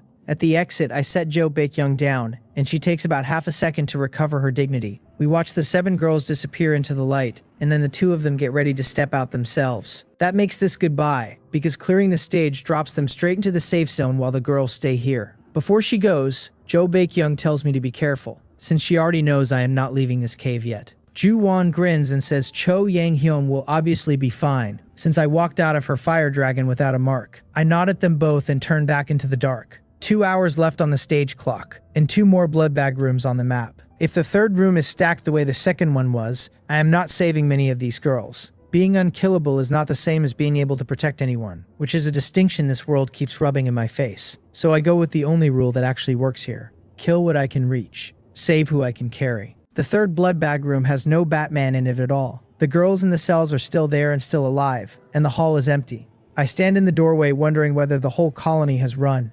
I had the difficulty of a hard combat gate wrong, as it turns out. A hard combat gate is harder than a simple combat gate, but it is not a meat grinder. The ambush party led by those 3 elite Batmen was every fighter this cave had worth counting. As for how they knew which room we were walking toward, one of the 3 elites carried something very close to Little Grass's talent. It read our track through the tunnels and called the muster in advance. I do not learn any of that until much later. All I do at the time is decide, out of caution, to leave the girls locked where they are, because a cell is safer than my shadow right now. Then I go on alone toward the last blood bag room. 20 minutes of empty tunnel later, I am nearly there, and I still have not seen another Batman. What I see instead is a person. The cave is dark enough that I can tell it is human and nothing more. I am opening my mouth to call out when Little Door speaks first, warning me that a human race level 1 sinner has been detected. It says the sinner's position is now marked on my map, and that killing the red name pays 10 human contribution points and 1 treasure chest. The shadow is already moving before Little Door finishes. I have no time at all to react, and a dagger goes into me, which costs me a bit over 100 shield. It is a real hit with real numbers behind it, and it is also completely irrelevant. He blinks to my flank and opens with a 3-hit normal attack combo, and his attack speed is far above mine. All 3 whiff, because I have already dissolved into Group Bat illusory body. The swarm reassembles into me directly in front of him with the shield swinging. He tries to slide out of it and finds his legs suddenly heavy, which is Frost Scar Chi doing its job, and the shield catches him square. I wind up for a second swing and he burns displacement to escape it, stabbing at my waist on the way out. I do not dodge. I never dodge, I just keep swinging. Several seconds in, the tally reads 5 or 6 dagger cuts on him, which by normal accounting means I am losing. He is the one who breaks off, flashing backward with his face coming apart, demanding to know what kind of monster I am. I look at him without any particular expression, because in close quarters I finally got a good look at his face, and I ask whether he is that thief. He is. He is the thief from the other team, the one called Sun Hong. His group had no little grass to read the maze, so they wandered the tunnels a long time before they even found the first blood bag room. 2 of them died in the fight there. Sun Hong lived, and when the elite Batman dropped its treasure chest, he decided he did not want to split it, so he ambushed and killed the last member of the party, the high school girl, Jang Man-hee. He regretted it immediately, though not for the reason a person should. He regretted it because of what the system said next. Killing a fellow human race door pusher on his own initiative had made him a level 1 sinner. Other door pushers would face no penalty for attacking him and would be rewarded for it. And clearing the status would cost 100 human contribution points. That last part is the whole reason he opened on me instead of talking. Somebody was going to collect the bounty on him eventually, and he liked his odds of moving first. He was confident in his own combat power, and the relic he pulled out of that stolen chest had pushed it up a real notch. What he did not plan for was every strike vanishing into a shield that does not care, while his own health bleeds out through reflected damage he cannot see the source of. A few slashes like the ones he just landed would have taken 300 or 400 health off a shield guard. He is standing there doing the arithmetic and arriving at the same question everyone arrives at. How thick is this man's shield? I do not know how Sun Hong earned his red name, and I do not particularly care. He attacked me, which settles the question of what happens next. His movement and attack speed both beat mine, but he made one fatal mistake in that opening exchange. He spent both charges of dodge dodging me. So I burn my own dodge to close, and I grab his arm with my bare hand. That trick I picked up from the Batman. It is not a skill, has no rune slot, and triggers no effect. Against an opponent with no escape button left, it ends fights. He swings the dagger at my throat, and I do not so much as tilt my head. I hold him with my left hand and drive the shield forward with my right. A thief has 300 health at level 1. He had already lost more than 100 of it, and a few seconds pinned in place takes another 100 off. He drops into the red state and stops being able to resist at all. When he sees the shield coming up for the last time, he screams at me to stop and offers to trade me everything he carries if I let him live. I nod and tell him that sounds fine. He grabs the lifeline with both hands and fires off a trade request, and the panel opens with exactly one item on his side, a green grade skill book. I smile and ask whether he really thinks that is what his life is worth. He babbles that he has 2 more and that he will hand them over near the exit. He does not want to give them to me here, because he is worried about what I will do afterward, and he never finishes that sentence. I click accept, and the trade completes. Then I raise the shield and bring it down on him. He gets out most of a word and half a why. I put the shield away and tell him the truth, which is that it was too much trouble. I have always hated trouble, and I hate scheming with people even more, and walking him to an exit while he plots the next stab is not something I have patience for. The system confirms the kill, awarding 10 human race contribution points and 1 blue treasure chest. Back outside the gate domain, I earned exactly 1 human race contribution point for killing a minotaur. That single point is what bought me the authority to open the gate domain in the first place. So 10 of them in one swing is not pocket change. 10 points in a blue chest is a very loud incentive, and I do not love what that implies for my future. Every time I push a new door, I could be walking into a lynch mob of door pushers hunting the payout on somebody's head. Then again, the punishment cuts the other way too. Kill a human and everyone gets paid for hunting you, while you get nothing for hunting anyone. That is a heavy enough leash. The blue chest holds 2 things, 500 gold and 1 blue rune. Adding in the green skill book Sun Hong handed over in his last 30 seconds, the payout for putting down a level 1 sinner is genuinely generous. Which means if I ever meet another one, I am not letting them walk. The thought reminds me of a question, so I ask Little Door how it defines a human race sinner. Joe Baekhyung's fire dragon burned me right along with the Batman, and she did not turn red for it. Little Door answers that whether there was intent to harm is something it can judge for itself. I ask whether that means it can read our thoughts directly. No comment. I file that under things to be uneasy about later, then strip Sun Hong's shirt off him, put it on, and head for the last blood bag room. On the way, I read what I picked up. Phantom Blade is a blue normal attack, a 50% chance to spawn a phantom that strikes a second time. Double Slash is a green skill book, a fast 2-hit strike where each blow does damage equal to my attack and can trigger normal attack effects. It is built for sword classes, so it is useless to me. Phantom Blade is the opposite of useless, since it nearly doubles how often my normal attacks land, which is the exact hole in my build. It is also, objectively, a criminal waste of a good rune to hand it to a shield guard. I slot Phantom Blade under normal attack anyway, and walk into the last blood bag room. The hall is a slaughterhouse. Batman corpses and human corpses tangled together across the floor. When I go through them, one by one, I find the other 3 members of the rival team, all dead in the same room. If Sun Hong had not stabbed his own party in the back for a chest, 1 or 2 of these 3 might have walked out. Noted. There are penalties for killing your own race, and they are steep, and I am still going to keep one eye on every human I meet from now on. I strip the shirts off all 3 bodies without ceremony and go on into the cells. The girls are all still here. Sun Hong presumably decided he could not shepherd this many by himself and left them where they sat. I keep 2 of the shirts and put the 3rd on the first girl who steps out. Then I walk more than 10 little girls out of 2 blood bag rooms and all the way to the exit. 2 Batmen watch us from the shadows on the way, and neither side starts anything. At the mouth of the cave, I stand there stacking Shield Blessing Plus until the number reads exactly 100,000, and then I step out. Stage 3 cleared. Evaluation SS rank rewards increased. 1 purple relic obtained with 3 to choose from.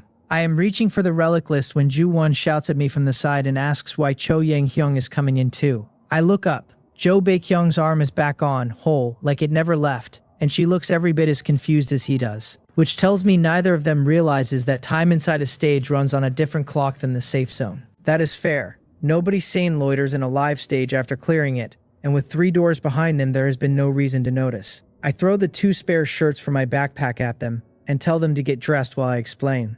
Jo-won's long sleeves fit him well enough. Jo Baek-hyung ends up in the short-sleeved shirt that belonged to the high school girl Jang Man-hee, and it is at least a size too small on her. It does the exact opposite of solving the problem, so I clear my throat and look somewhere else. Then I lay out how time flows differently between a stage, the safe zone, and the real world.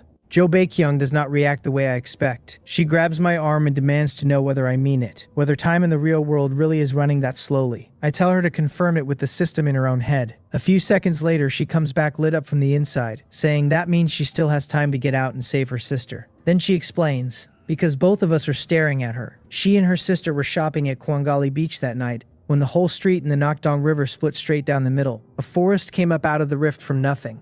Monsters with beast heads on human bodies poured out of that forest, killing everyone they saw. The 2 of them hid in a clothing store and got found by a rat-headed thing.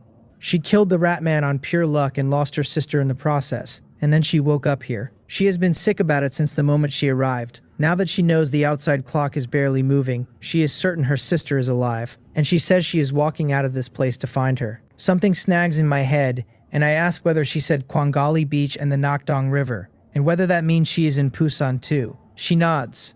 Jo-won practically jumps, saying he is in Busan as well, over in Seomyeon, which puts 3 for 3 in one city. Maybe everybody funneled into this particular gate domain came out of the Busan area. Jo-won tells us his own version next. He worked the counter at a pet shop in Seomyeon, and he was closing up for the night when the world came apart. He killed a monster through pure luck with the help of a few shop dogs and got pulled in here. I give them the short version of mine in return. When I finish, Ju-won stares at the floor and says the outside must be in complete chaos by now, and wonders aloud how his parents are doing.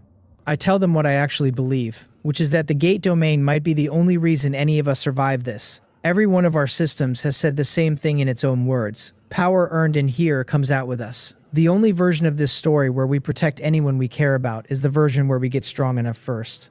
Jo Baek-hyung agrees, and adds that we should trade whatever we cannot use among ourselves, and set the values by our own judgment. I nod, because I worked out how important trading was a while ago. The loot in here is random, and random means most of what drops for you is built for somebody else's class. The only way to convert a pile of mismatched junk into actual strength is to swap it. At the first gate I skipped the idea because I figured neither of them had anything. At the second gate I landed in a special gate with no other humans in it at all. This is the first real chance. I have 3 items in my backpack that are dead weight to me. The green relic Bloodbat Fangs, and the skill books Feral Dog Summoning and Double Slash.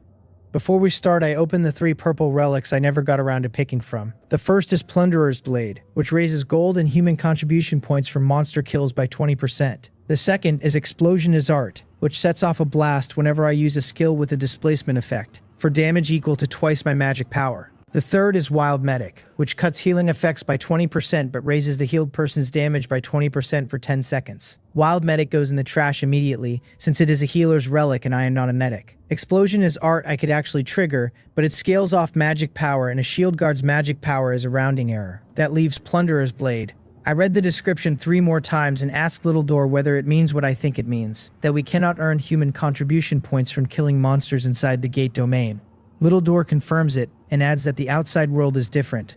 Called it still refuses to tell me what human contribution points are for, but everything about how they are handed out says they are the most valuable currency in this system.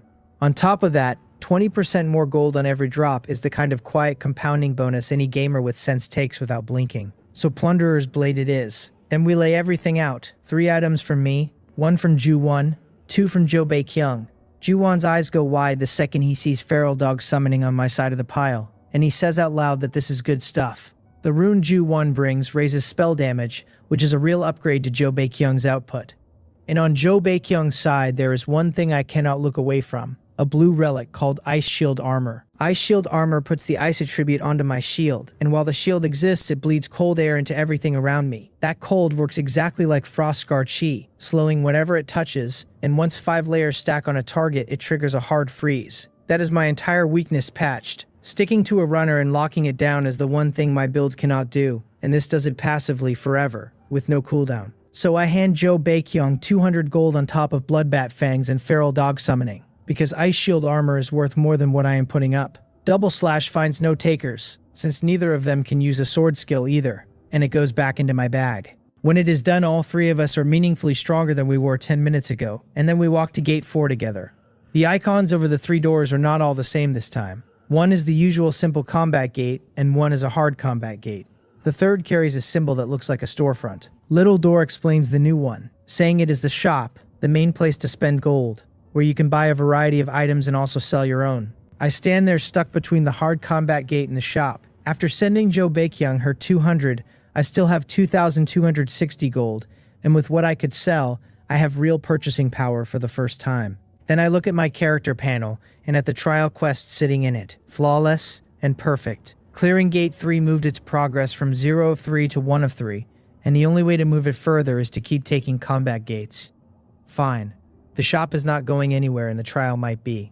Jo Bae-kyung picks the shop, and Jo-won, who has almost no gold, picks the hard combat gate with me. I know exactly why. The system has told all of us that entering the same gate from the same save zone raises the odds of landing in the same stage. After watching me walk through 3 doors without taking a wound, he would very much like to be wherever I am. Before we split, Jo Bae-kyung suggests we all trade phone numbers so we can look out for each other outside. Jo-won points out that there was a huge power outage in the real world, and wonders whether phones even work. She shuts that down with the confidence of a woman who argues for a living. She says she used hers during the collapse, and that the blackout was probably the underground cables getting cut when those mountains came up.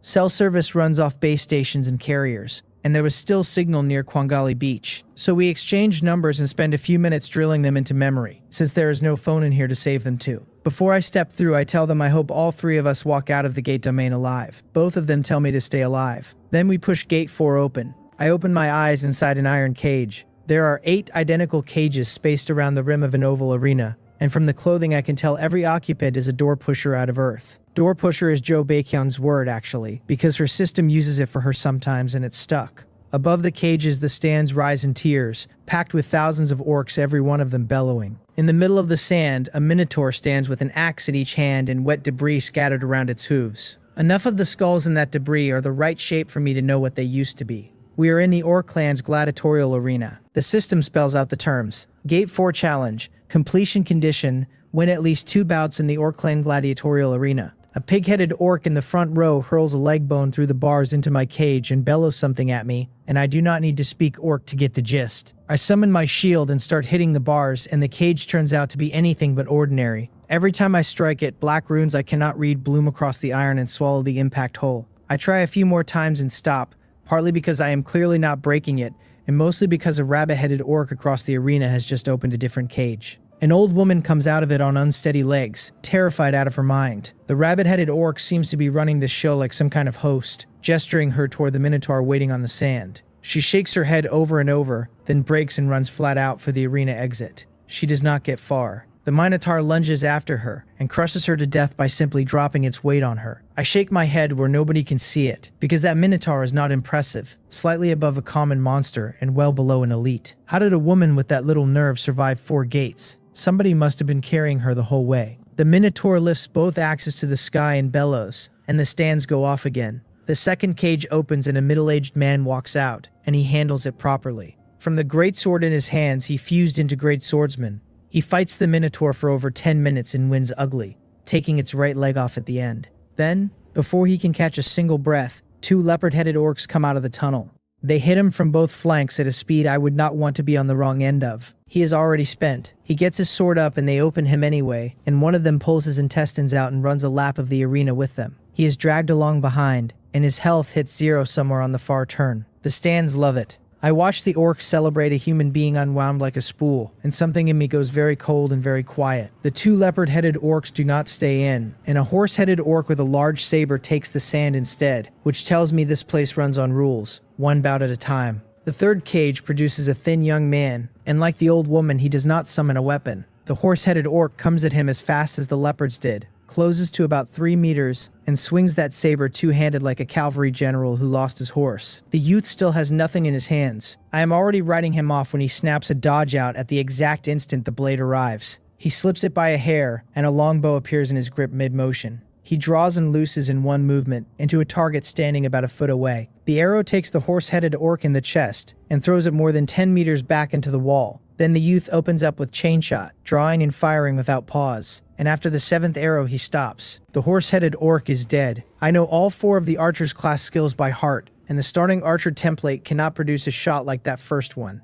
He has picked up an archery skill or an item somewhere that I have not seen, but the skill is not even the part that impresses me. What impresses me is the calm. He held dodge until the saber was already committed, spent it at the last possible frame, and turned the dodge itself into his opening. I could not do that on my best day. Of course, with the way I fight, I would never need to. The stands erupt again and pull me out of my own head. The 2 leopard-headed orcs are back on the sand. They run the same play they used on the great swordsman, splitting to hit him from both flanks at once, claws out simultaneously. His dodge timing is absurd. He evades both attacks with a single charge, refuses to fire preemptively, and releases the moment the dodge activates. This time I am watching closely enough to catch the detail, which is that the arrow leaving his bow right after a dodge carries a faint red glow. It hits one of the leopard-headed orcs and hurls it away down the field. He immediately swings chain shot onto the closer one and backpedals while he fires. That leopard slips arrows while it runs and still closes the gap. Just as its claws come up toward his chest, he dodges again, and another red arrow throws it across the sand. Together, those 2 were a real problem.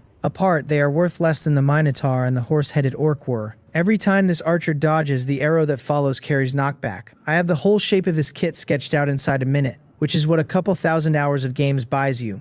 He uses that pattern from there, keeping them split with knockback shots, and refusing to let them box him in. In a few minutes, the first leopard-headed orc goes down, and the youth has barely a scratch, and the second follows shortly after. The orc crowd stops cheering and starts howling, and some of them throw bones at him. Inside the cages, the other door pushers stare at him in open confusion, because he has already met the clear condition and could leave right now. He does not. He stands there in the middle of the sand with his bow in his hand. I am the only one here who is not confused. The mission says win at least 2 bouts, which is a floor, not a ceiling. If his strength is real and not a fluke, of course he is staying in. If it were me, I would keep fighting too. A tiger's bellow comes up the entrance tunnel, and the stands lose their minds, chanting one word over and over. What walks out is a tiger-headed orc in iron bracers. His eyes lock onto the young archer, and he comes forward slowly, 1 step at a time, and none of those steps waver. The youth tries 3 arrows on the walk-in, and the tiger-headed orc bats every one of them out of the air with his forearms. Frowning, the youth opens chain shot and puts 7 arrows into him in a handful of seconds. The tiger-headed orc does not even try to evade. He brings his arms up in front of his face. A golden shield flares around his body, and all 7 arrows ring off him and fall in the sand. He does not slow by half a step. That is an elite monster at minimum. At 7 paces he throws a punch at nothing, and the wind off it kicks a wall of yellow sand into the air. The youth is knocked clean off his feet from 7 paces away. Then the tiger-headed orc simply is not where he was, and he is standing behind the youth instead, fists already coming down at the back of his skull. Even airborne, the youth burns dodge and the killing blow goes through empty space. He fires his red arrow the instant the dodge ends. On anything else, that shot travels 10 meters. And on the tiger-headed orc, it moves him about 2, because he got block up in time and ate most of the force. That is an extremely refined block. A successful block cuts damage and blunts crowd control at the same time. 2 meters is nothing. He lunges and he is back inside the youth's guard, and no archer alive wants to be there. His close-range punches come fast and heavy, and taking the wind off one head-on means going airborne and losing your footing. The youth burns his second dodge charge to stay alive. The knockback arrow that follows barely moves the man, and then he is inside again. The tiger-headed orc sends the youth flying with a lunging punch and steps in to finish it. Mid-air, the youth flips backward and throws a green net that wraps the tiger-headed orc from shoulder to knee. That is Cloud Flipping Step, the archer's only movement skill besides dodge. Bear, it does nothing except create distance, but he has a rune slotted into it that adds a bind. It runs a 40-second cooldown, and it is the class's last-ditch button, which is exactly why he has not touched it until now. While the net holds, he fires one arrow straight up and calls the archer ultimate, Arrow Rain. 100 arrows come down out of the sky, centered precisely where the tiger-headed orc is standing. He throws up the same golden shield that ate chain shot, and it stops maybe the first dozen. The bind breaks, and he rolls desperately out from under the rest, and he still takes more than a dozen hits. Normally, each individual arrow of Arrow Rain barely tickles. His do not. He has to have a fire rune on Arrow Rain. The fire arrows set the tiger-headed orc alight, and just like the Batmen, the orc clan has a very particular problem with burning. The wounds are serious. His pursuit slows, his blocks come late, and the whole fight inverts inside about 5 seconds. Wounded, he cannot time the block perfectly anymore. The youth, who is not in great shape himself, keeps drawing and releasing with the same mechanical steadiness he started with. Archer is a brutal class to actually play. Think of the high school girl from the last gate, who fused into it and then could hardly land a normal attack on a stationary target. This is not a game. Every arrow has to be aimed by hand, and nothing in here guarantees a hit. For this one, it is like breathing, because before all of this he was the most talented archer in Korea, and then there was a car accident. The last arrow goes through the tiger-headed orc's throat. Just a normal attack, nothing special about it except that it was perfect. He looks at the body lying 10 meters away and quietly puts his bow away. Then he glances up at the sky and tells his father softly that he can shoot again, and asks whether he saw it. He chooses not to take a 5th bout, because his health is low, and his outline thins out and disappears from the sand. I watch him vanish, then look at the orcs in the stands, who react to a man evaporating in front of them with total indifference.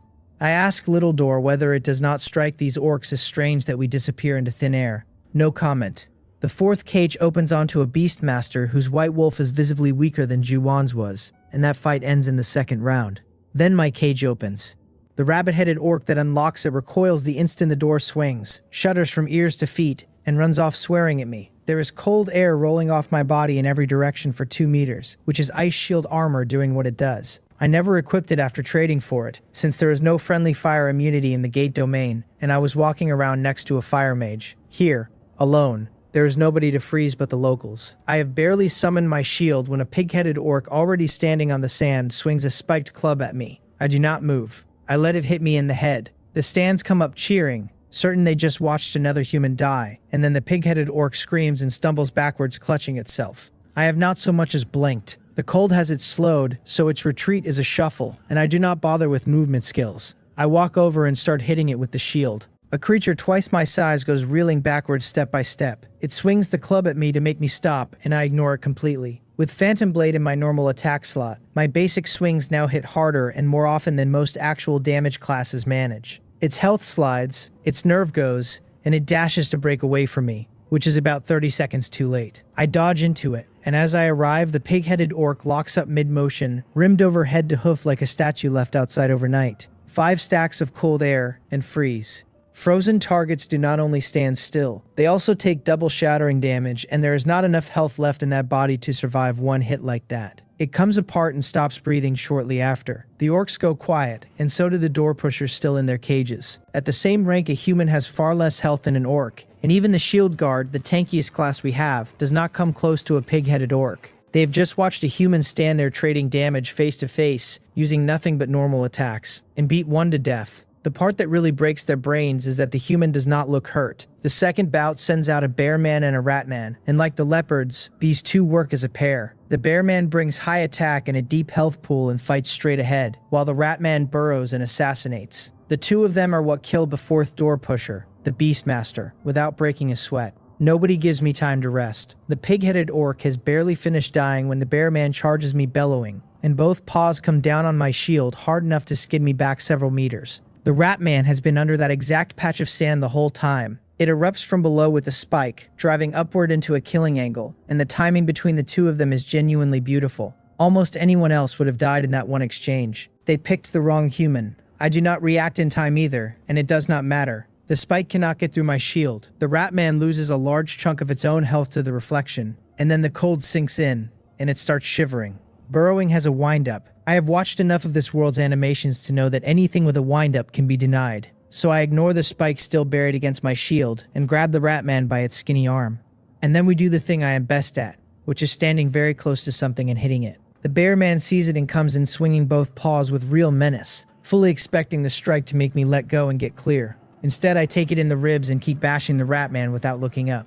In my accounting, the bear man is furniture, high attack and high health, and no way to hurt me. The little rat's tunneling is the only thing on this sand that could genuinely inconvenience me. So I waited for the ambush from the start, purely so I could kill it first. It is not pretty and it is not fun to be on the other side of. And I eat everything the bear man has and beat the rat man to death anyway. Then it is just the bear man, and the bear man has no movement skills. His attack is a joke against my shield and his health is a timer. With ice shield armor bleeding cold across the whole engagement, he cannot even leave, and he dies under the shield like everything else. The stands start cursing and throwing bones and garbage at me. Part of that is that I am not their species, and the larger part I am fairly sure is that watching me fight is deeply boring. Only the things standing in front of me understand what it actually feels like. The system pings after the second win, saying I have met the clear conditions and can either return to the safe zone or keep fighting. Obviously, I continue. The third bout is another elite, and when it walks out I stop being casual, because it has a cat's face. That face drags me straight back to my apartment and the cat-faced woman who killed my roommate. This one carries the same weapon she did, his own claws,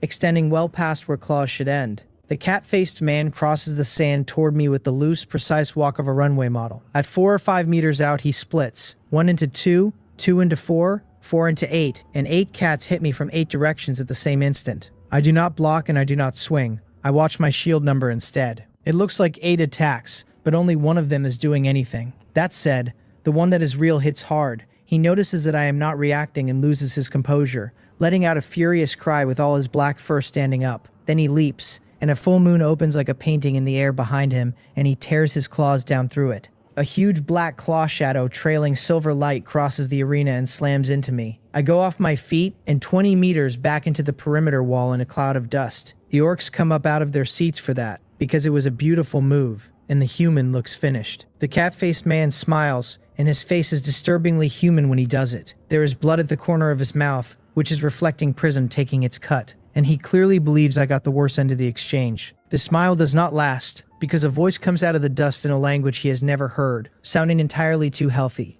I ask him whether he has anything stronger than that. Then I walk out of the dust and stand in front of him again.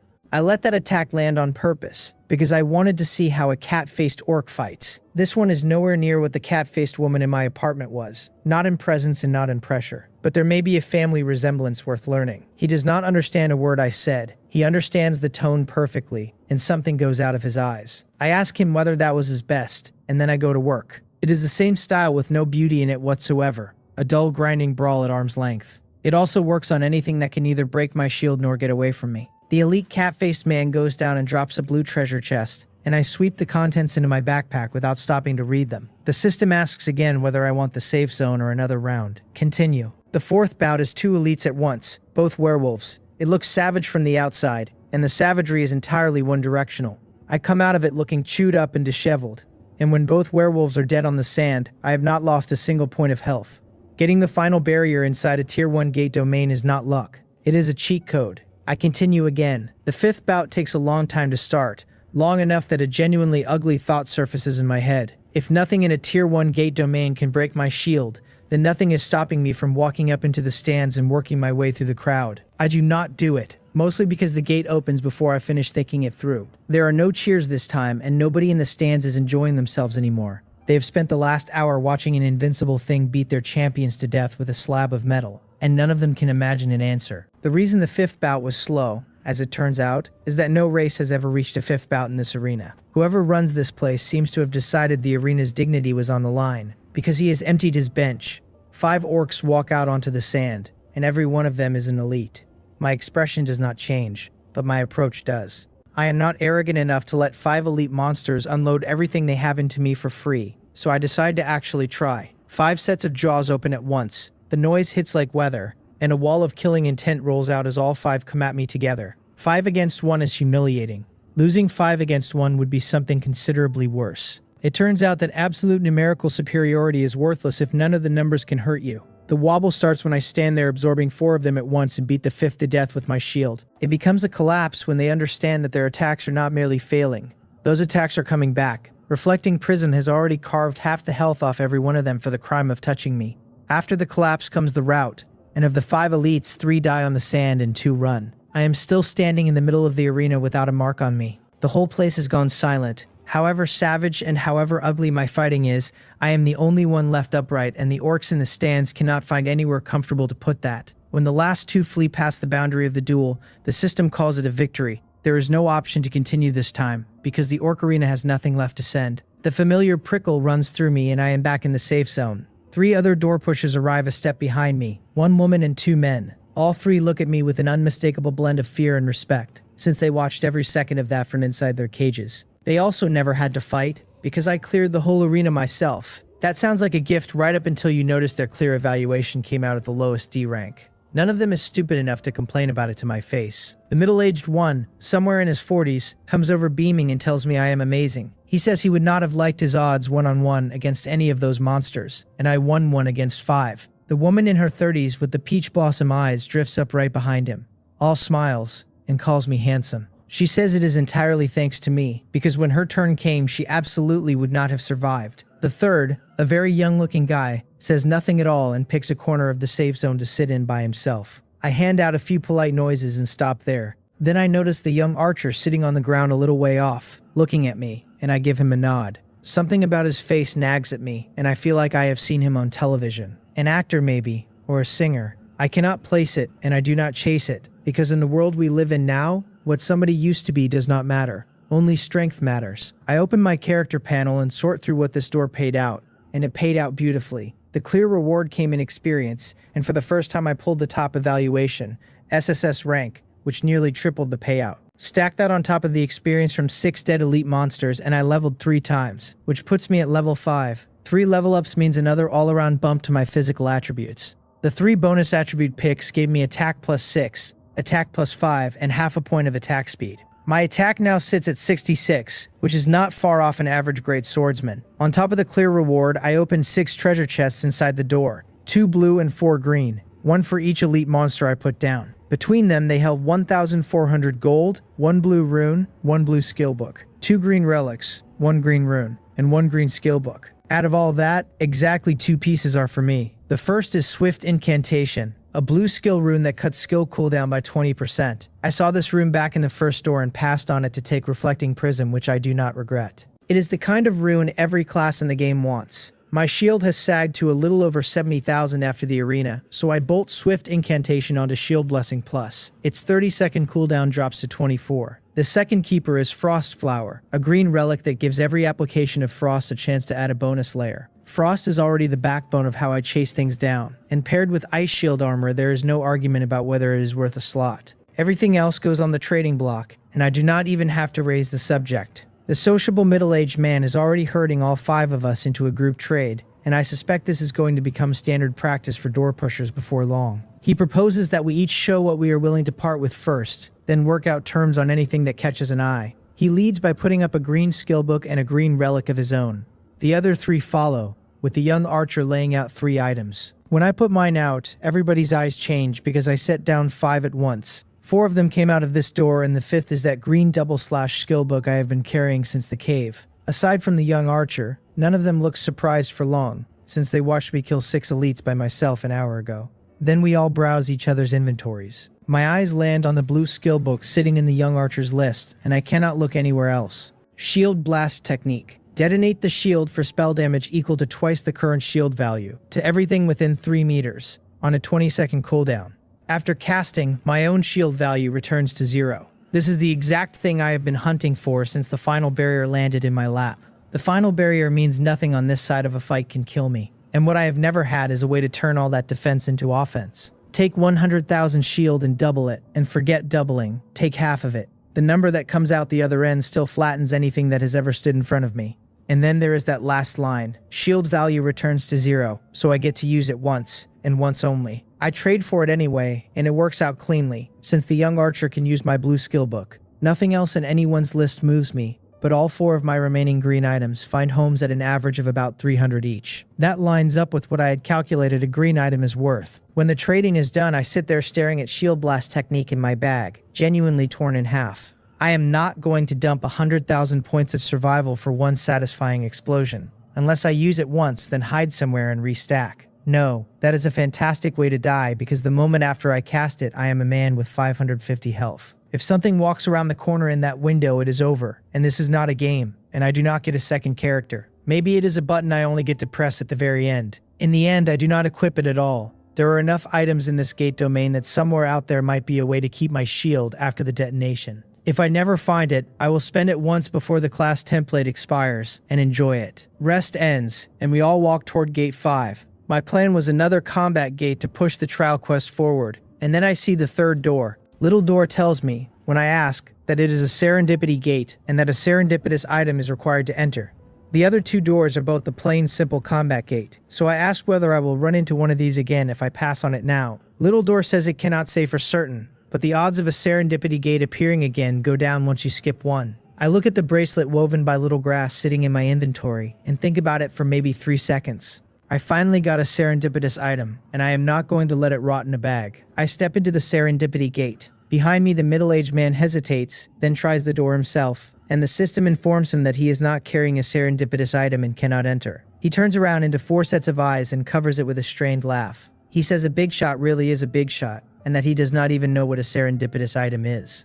When I open my eyes, I am standing in front of an enormous jade gate. I look up and there are 4 characters carved across the top of it. White Tower Academy. In front of the gate, a flight of green stone steps drops away for what has to be 1,000 meters, and behind it stands a wall of green mountains. Several scholars come up past me, talking and laughing, and walk through the jade gate. They do not come out the other side into the mountains. They simply cease to be there. I try it myself and pass straight through the gate like it is a projection, ending up on the same stone with nothing changed. A few more scholars climb the steps, and one of them sees me stalling in front of the gate. The scholar asks whether I wish to enter White Tower Academy, and I think about it and nod. The scholar asks again whether I hold an invitation or have an acquaintance inside, and I shake my head. And then somebody calls me Appa. I turn toward the voice, and a slight, handsome little scholar steps out of thin air from inside the jade gate and comes toward me waving. The little scholar calls out again, saying it really is me. When the scholar gets close enough, I finally see the face under the cap, and it is the girl I pulled out of the bat cave, Little Grass. I ask if it is really her, and she lights up and says it is. She says that when she felt the bracelet she gave me, she assumed she had imagined it. Then she asks how I knew she was at White Tower Academy, and where I have been for the past year or so. Over a year? An entire year has gone by in this world since I stepped out of that cave. I have no idea how to explain any of it, so I change the subject and ask her how she ended up at an academy. She rattles it out in one breath. She took Little Flower and Little Stone and the rest of them back to the village. Then more monsters found them near the village and terrified everyone half to death, and the older students from White Tower Academy arrived in time and saved them. They brought the children to the academy, and that is where she met her teacher. She says she is taking me to meet him right now and that he is a very good person, and she tells me to hold on to her hand tightly or I will not get in. She grabs my hand and pulls me at the jade gate, and this time I do not pass through it. I open my eyes in a world that has stapled technology onto antiquity, except that here the technology runs on runes. Airships built out of rune work drift overhead, and underneath them there are wooden pavilions and tiered towers. There are neon signs, and there are quiet, elegant libraries. Walking through it beside Little Grass feels like being inside somebody else's dream. It takes a long time before the 2 of us reach a small, quiet courtyard with a pavilion in the middle of it. Inside the pavilion, an old man sits drinking tea alone. He is tall, and he has the kind of face that makes you relax without deciding to. Without looking up, he asks Jinjin why she has come and whether her basic class is already over. She tells him she found me and that I am the person she told him about, the one who saved her and Little Flower and the others. He glances at me, sets down his teacup, and takes one step that covers several meters, arriving in front of me like distance is optional. He puts a hand on my shoulder, which I do not love, and I feel my face tighten. He only rests it there a moment before letting go. He says, to nobody in particular, that I am an awakened shield guard, and tells me to come inside. That step of his stays with me. I follow him to the tea table in the courtyard and sit while Little Grass brews for both of us off to the side. While she works, she tells me she has a new name now. Ye Jinjin, taken from an old poem about a young peach tree with luxuriant leaves. Her teacher picked it out for her, and she wants to know whether I think it sounds nice. Before I can answer, the old man announces smugly that of course it sounds nice, since he chose it. She sticks her tongue out at him and informs him that she was asking me, not him. I pick up my cup, take a sip, and tell her it does sound nice, that the meaning behind it is good, and that it suits her. She goes shy and says it is not that great. The old man's mouth curls, and he looks unmistakably jealous. We finish a cup of tea in comfortable quiet, and then Little Grass gives the old man a very deliberate look. He asks me whether I have taken a teacher or enrolled at any Awaken One academy. I shake my head, because obviously I have neither. He offers to write me a letter of recommendation, good at any Awaken One academy, except for the 9 great academies. I am still turning that sentence over when Little Grass jumps in, upset, saying that is not what she meant at all. She wants me at White Tower Academy with her. The old man shakes his head. He says the grade of the class I awakened is too poor, and that White Tower Academy is one of the 9 great academies of the primordial human race. Scholars have to pass a literary examination to get in, and for martial artists, the minimum acceptable awakened class grade is Blue Advanced. Those are the Academy's rules, and there is nothing he can do about them. Little Grass grabs his sleeve and starts wheedling, calling him teacher and telling him he is the vice principal and must have a way. Blue Advanced. People in this world can awaken a high-grade class right out of the gate, and this is what a serendipity gate pays out, an enrollment offer. I have never had any appetite for pushing people past a no. Beyond that, I am not even from this world, so what exactly would I be enrolling as? So I tell Little Grass I know she means well, and that I do not particularly want to attend the academy. The old man looks at me with real surprise and says it is interesting. Here is a young man who does not want into the 9 great academies, and he is not even lying about it. Then he says the academy's rules cannot be bent, but he will offer me something else. It is a chance to observe the god's grace stone wall. He calls it repayment on Jinjin's behalf, for the kindness I showed her a year ago. Little Grass and I leave the small courtyard together and board the airship bound for the God's Greystone Wall. Once we are aboard and moving, I ask her what the God's Greystone Wall actually is, since nobody has bothered to explain it. She tells me her academy teacher said a deity left it behind, and that observing it can make a martial artist's abilities evolve. Evolve. That is the exact word the system uses for skills, and hearing a native say it out loud puts a small cold weight in my stomach. She notices me going quiet and thinking, and she grabs my hand and tells me to close my eyes, calling me Appa the whole time. I close my eyes and the world does not go dark. I can still see it, except seeing is the wrong verb, because what arrives is closer to knowing. The perceived version of the airship is wider and finer than anything my eyes have ever given me, every blind corner inside and outside the hull laid open at once. Somewhere far off there is a bird, and I can make out the shadow sitting in its eye. Then Little Grass lets go of my hand and the whole impossible map collapses. I open my eyes and she is grinning at me like she just pulled off a magic trick. She tells me she observed the God's Greystone Wall too, and that this is what her ability evolved into. She adds that even though Oppa cannot enroll at White Tower Academy, getting to observe the wall one time is still very good. I pat her head and tell her she has gotten seriously impressive. She smiles with a little pride leaking through and says her teacher told her she is the strongest of this whole batch of students. The airship stops. I step off and the God's Greystone Wall is immediately stupidly obvious, because the thing is simply too big to be anything else. It looks like a mountain peak that somebody sliced vertically in half and then left the standing half where it was. The cut face is so smooth it throws sunlight back at me like polished glass. Where did the other half go? And is that half out there somewhere being called a God's Greystone Wall by somebody else? In front of the wall sits a half-circle stone platform, and more than 10 martial artists from the academy are already up there cross-legged, eyes shut. The Guardians clearly got their orders from Little Grass's teacher, because nobody so much as looks at me as I climb up. Little Grass stays outside to wait. I pick a spot at random, sit down, and the chime from Little Door finally arrives. It tells me an unexpected encounter has triggered. Observing the God's Greystone Wall grants 1 evolution opportunity for every skill in my skill bar, excluding basic skills and skills that have already evolved. Then it asks whether I want to start the evolution now. Every skill in the bar. That single clause changes what I am about to do. I open my character panel and hesitate, because what I am considering costs me something permanent. A learned skill that gets replaced is gone for good, not stored anywhere. I do it anyway, dropping shield charge and slotting shield blast technique into the general bar in its place. That leaves me with shield blessing plus, group bat illusory body, shield blast technique, and flying shield strike. Shield blessing plus has already evolved and will not evolve again, so this encounter is handing me exactly 3 evolutions. On paper, that is a good reward and not an outrageous one, since a skill used often enough in real combat will eventually push itself into the late stage and evolve on its own. For me, the math is completely different. Shield blast technique is a skill I cannot use frequently, because until this moment I could not use it at all. Without an encounter like this one, it would have sat in my bar forever, unevolved, a dead weight with a beautiful description.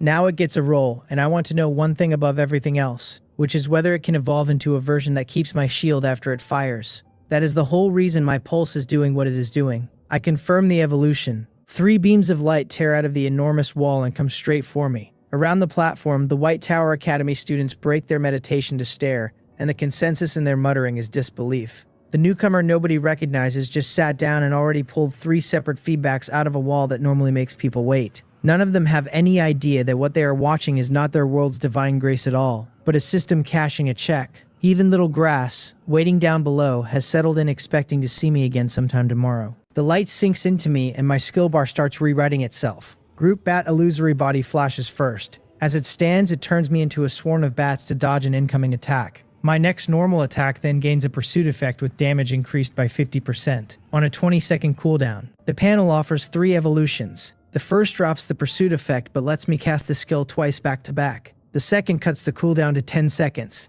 The third drops the pursuit effect, stretches the bat form out longer, and makes it deal continuous spell damage while it lasts. The third one dies immediately because I do not need this skill for output and never will. The first buys me more damage avoidance and the second buys me more sticking power, and after a short way up I take the second. Then comes the one I actually care about. Shield Blast Technique detonates my shield and deals spell damage equal to twice my current shield value to everything inside a 3-meter radius. After that my shield drops to 0 and the cooldown is 20 seconds. There are 3 evolutions on offer. The first pushes the radius from 3 meters out to 6. The second pushes the damage from twice my shield value to 4 times it. The third cuts the damage down to 1 times shield value and never consumes the shield at all. I am going to be completely unkillable and completely lethal at the same time, and there is no version of this where I'd pick anything but the third. The evolution lands, and reading the new text I cannot get my mouth back under control. Shield Blast Technique Plus. Blue Advance detonates for spell damage equal to 1 times my current shield value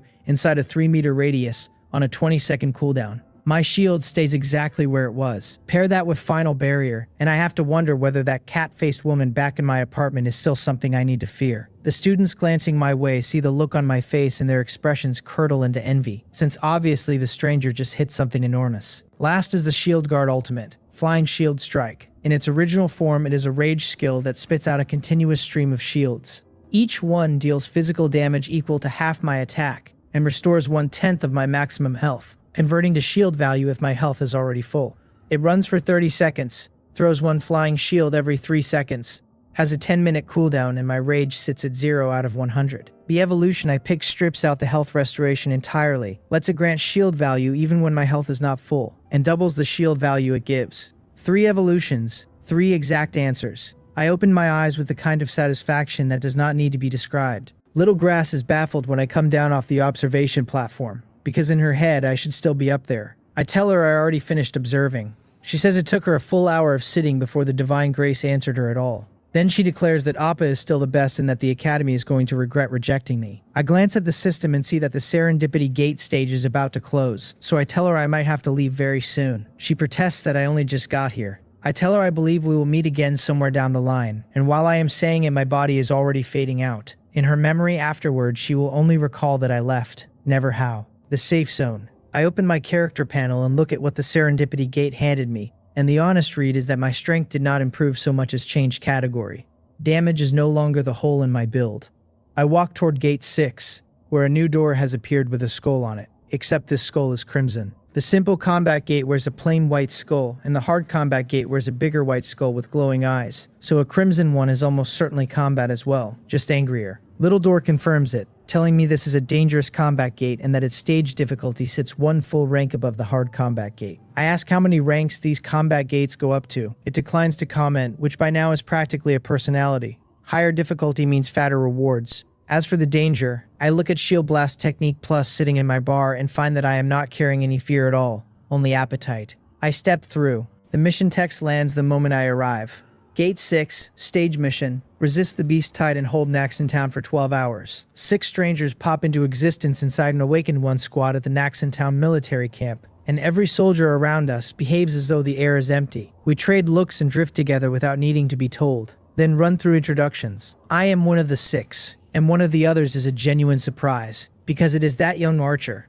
This is the first time I have ever stepped into a stage and found a door pusher I had already met. He gives his name as Gang Woon, Fusion Class Archer. The girl next to him blurts out that he is the Gang Woon, the one who was supposed to have a real shot at Olympic archery gold before a car accident forced him to withdraw. She catches herself mid-sentence and stops talking. He does not seem particularly bothered and just confirms it with a nod. That is when the familiarity finally resolves, because I watched him on the broadcast out of the Paris Olympics. The reporting at the time said his legs were finished. So how does a man with ruined legs go out and kill monsters and earn his way into a gate domain, unless the fusion class repaired what the accident took? The other 4 sort themselves out quickly. Yang Sogang stands 1.9 meters tall and runs fusion class great swordsman, and I settle on calling him Sogang. Jo Mi-hee is the girl who recognized Gang Woon, fusion class medic. Jo Yubo is a cheerful round-faced guy running fusion class fire mage. Im Dong-san is a middle-aged man with a faint stutter, fusion class thief. Before I stepped through, I expected a crowd, since every previous stage packed in more people the harder it got. 6 total, counting me. The difficulty must have scared almost everyone off, which is fair because in here dying is a thing that actually happens. The camp alarm goes off before the introductions have cooled. A man with an officer's bearing sprints past us and shouts for everyone to assemble on the north gate wall, because the beast tide is coming. He leads better than 50 awakened ones, us included, toward the north tower of Naxxon Town. And for a place that calls itself a town, the walls are not small at all. The 6 of us go up and get spread out among the ordinary defending soldiers on the officer's instruction. The ground starts to shake. Out past the north gate, a black line comes rolling in from the horizon, dust boiling up behind it, and under the dust I can hear beasts. The soldiers beside me are gripping their weapons with their legs shaking so hard they cannot hide it. Unlike the 6 of us, these men have seen a beast tide, or at minimum heard what one does. They have already done the arithmetic on how many of them get to walk off this wall. I have no idea how terrifying a beast tide is supposed to be, and I am not worried about finding out. Since the second I entered this door, I have been doing one thing on a loop, which is casting Shield Blessing Plus over and over. By the time the tide closes to 500 meters, my shield has stacked back over 100,000. 500 meters is already inside the working range of an awakened archer. Arrows leave the wall with a weight and lethality nothing like ordinary archery, and Gang Woon's explosive arrows detonate hundreds of meters out, taking several beasts apiece. That is a skill I traded to him myself, which is a strange thing to watch come back around. The human race side also fields high-grade classes I cannot identify.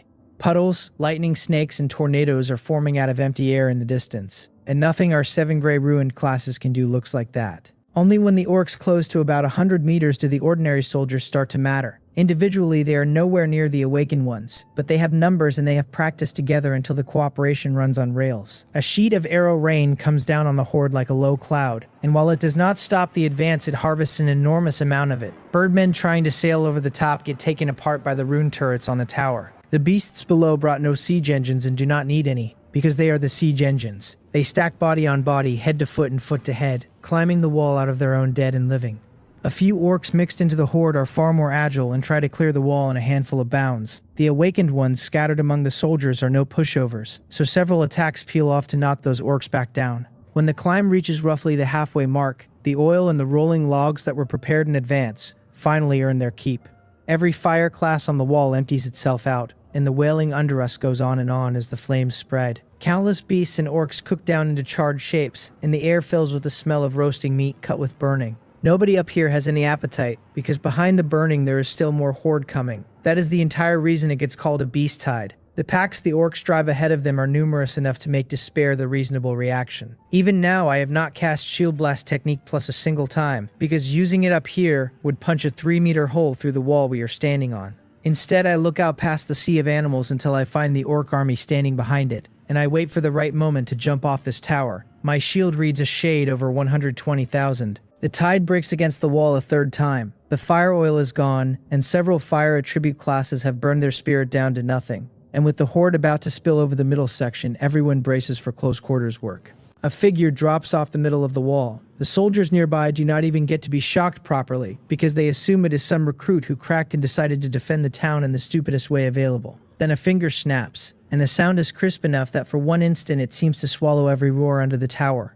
The soldiers looking down are left with their jaws hanging, because in the middle of the mountain of beasts a spherical dead zone 3 meters across has opened out of nothing. Standing at the center of it is the young man who snapped. It is a real vacuum, blood and sound and air all annihilated together by a force too tyrannical to argue with. Then the air outside that boundary comes rushing in, and the inrush picks the swarm up and drags it helplessly toward the man at the middle. The stacked mountain of bodies below the wall loosens and slumps, and every defender above it suddenly has room to breathe. The young man buried under all of that is, obviously, me. The snap is just how Shield Blast Technique Plus fires. The skill has no clause anywhere about erasing air. The reason it looks like the end of the world is that the number attached to it is absurd, and past a certain point quantity turns into quality all on its own. Over 100,000 damage, delivered in one instant, does that to a piece of the world. Under the weight of the swarm I feel nothing worse than stuffy. As a level 5 shield guard my physical resistance sits at 35 points, and these animals hit my shield for single digits. What I cannot easily do is swing a normal attack while several tons of biting bodies are pressed against me. I do not burn a dodge to get clear either. I just hold my shield over my head and let it happen, while some of them chew on me, and many more simply walk over my back to keep climbing. 16 seconds. That is all I am waiting on, because before I jumped I swapped the Swift Incantation rune onto Shield Blast Technique Plus in advance, and 16 seconds is what the cooldown became. The middle of the tower is where the horde packs in tightest and where it is most dangerous, which is precisely why I picked this spot to land. The snap comes again. This time far more soldiers see it happen. Area spells are not exotic to awakened ones. None of them has ever seen a spell that deletes a 3-meter sphere of the world in one beat, and certainly never on a low-level awakened one. They do not need to measure it to feel what it is. 2 casts is all it takes to gut the crisis at the middle of the wall, and with the pressure gone, the tower's general starts shifting the freed-up defenders elsewhere. Watching the beast count actually fall, the men on the wall let themselves get loud, because for the first time they know they are holding. Only now do the other door pushers work out that the thing standing under the tower is one of them. The shock coming off them is uniform, since none of them can imagine how anyone reaches that level of output by the 6th door. The general on a tower is watching me with an entirely different kind of interest. He calls over the officer responsible for the awakened ones, and asks whether the one below the wall belongs to the 9 great academies. The officer says no, that there is no academy token on him, and guesses he is a loose cultivator or the disciple of some clan. The general starts to ask something else and then breaks off with a shout. He demands to know why that kid has not come back inside the walls, because the Beastman army at the rear is nearly on top of us. Down below, I climb out of a pit 2 or 3 meters deep and plant myself with my shield up. I made the pit myself. The first cast happened in midair, so everything within 3 meters except me simply stopped existing. The second cast happened with my boots on the ground, so a chunk of the ground went with it. What I learned from the difference is worth more than the kills, because the damage range of this skill can be shaped. During the second cast, I instinctively pulled the effect in under my feet, which is why the hole is not a full 3 meters deep. With enough repetition, I think Shield Blast technique can be aimed with real precision, which means one day I will not have to worry about vaporizing my own allies. And there is exactly one good way to drill a skill, which is to use it on things that are trying to kill me. I look at the Beastman army closing inside 1,000 meters and get ready. Worth noting for later, after you swap a rune on a skill, there is a delay before the rune's effect actually comes online, so nobody sane rearranges runes once a fight is started. The Beastman army and the wall begin trading volleys. One man standing alone is not worth 10,000 arrows to an army, so the strays that drift my way get blocked without effort. I do not charge the formation, because 130,000 shield is a lot and it is still not enough to stand in front of thousands of beastmen with my hands empty. Instead, I put my back to the wall and fight the Orc clan alongside the human race soldiers behind me. Under siege conditions, they cannot all fixate on me, so the pressure never gets real. A few dozen beastmen at a time is not a threat, but a chore. I ration the snap carefully. Every time an elite orc surfaces in the mass, I dodge onto it and let the fingers do the rest. In front of Shield Blast technique plus everything is equal. The snap goes off, 3 meters of world becomes vacuum, and every living thing inside it except me stops being anywhere. The only survivors are the treasure chests the elites drop. Roughly every 16 seconds, a patch of the Beastman army is subtracted from the battlefield. The tide was already accomplishing nothing, and with a humanoid disaster parked under the tower, the general commanding that Beastman army works out that this town is not going to fall. A beastman general is a step above an elite orc in every direction. Every one of them can drive a beast tide, which makes them the core instrument any race uses to attack another. The one running this army has the head of a snow-white wolf on a lean, narrow frame. The white wolf he rides is more than 3 times the size of a beastmaster's white wolf pet. He gives the order to withdraw, and then he does not withdraw. He puts out his left hand and a deep blue longbow forms in it, and he draws and knocks with his eyes fixed on me. The string leaves his fingers, and a streak of frost arrow chi condenses along its path, coming in fast. Wherever it passes, the ground goes white and the air itself seems to set. By the time I register the cold, I have already been hit. The ice arrow slams into me and takes better than 900 off my shield, and then the chill floods through my body and locks me in place on open ground. I cannot move a muscle, but I can still see the White Wolf General hundreds of meters out with that blue longbow in his hand. He shot me, and now he plans to leave. Absolutely not. An arrow like that landing clean on an ordinary first-tier awakened one does not leave a survivor. A level 5 shield guard has 750 health. Full stop. The only reason I take it standing is that between the arrow and my health there is a shield that does not break. Roughly 3 seconds later, the freeze lets go. I shake it off and start running the direction the Beastman army went. Up on the battlements, the human commander is shouting at the kid to get back here right now. My pace does not change. Instead, 2 more people jump down after me. One is Gang Woon. The other is an awakened one native to this world, wearing an academy uniform. Anyone born here would recognize it on sight as Unsan Academy, one of the 9 great academies of the primordial human race. The White Wolf General is both startled and delighted to see me coming. Startled because a man he shot is not only alive but running. Delighted because in his read of the situation only a fool charges an entire army alone. And fools are convenient. He orders his elite orcs to surround me and finish it. I am not being brave. The Beastman army has taken real losses, and more importantly, it spent most of its range capacity on the siege. Even an awakened archer does not carry infinite arrows, since every shaft is generated by a skill that eats spirit.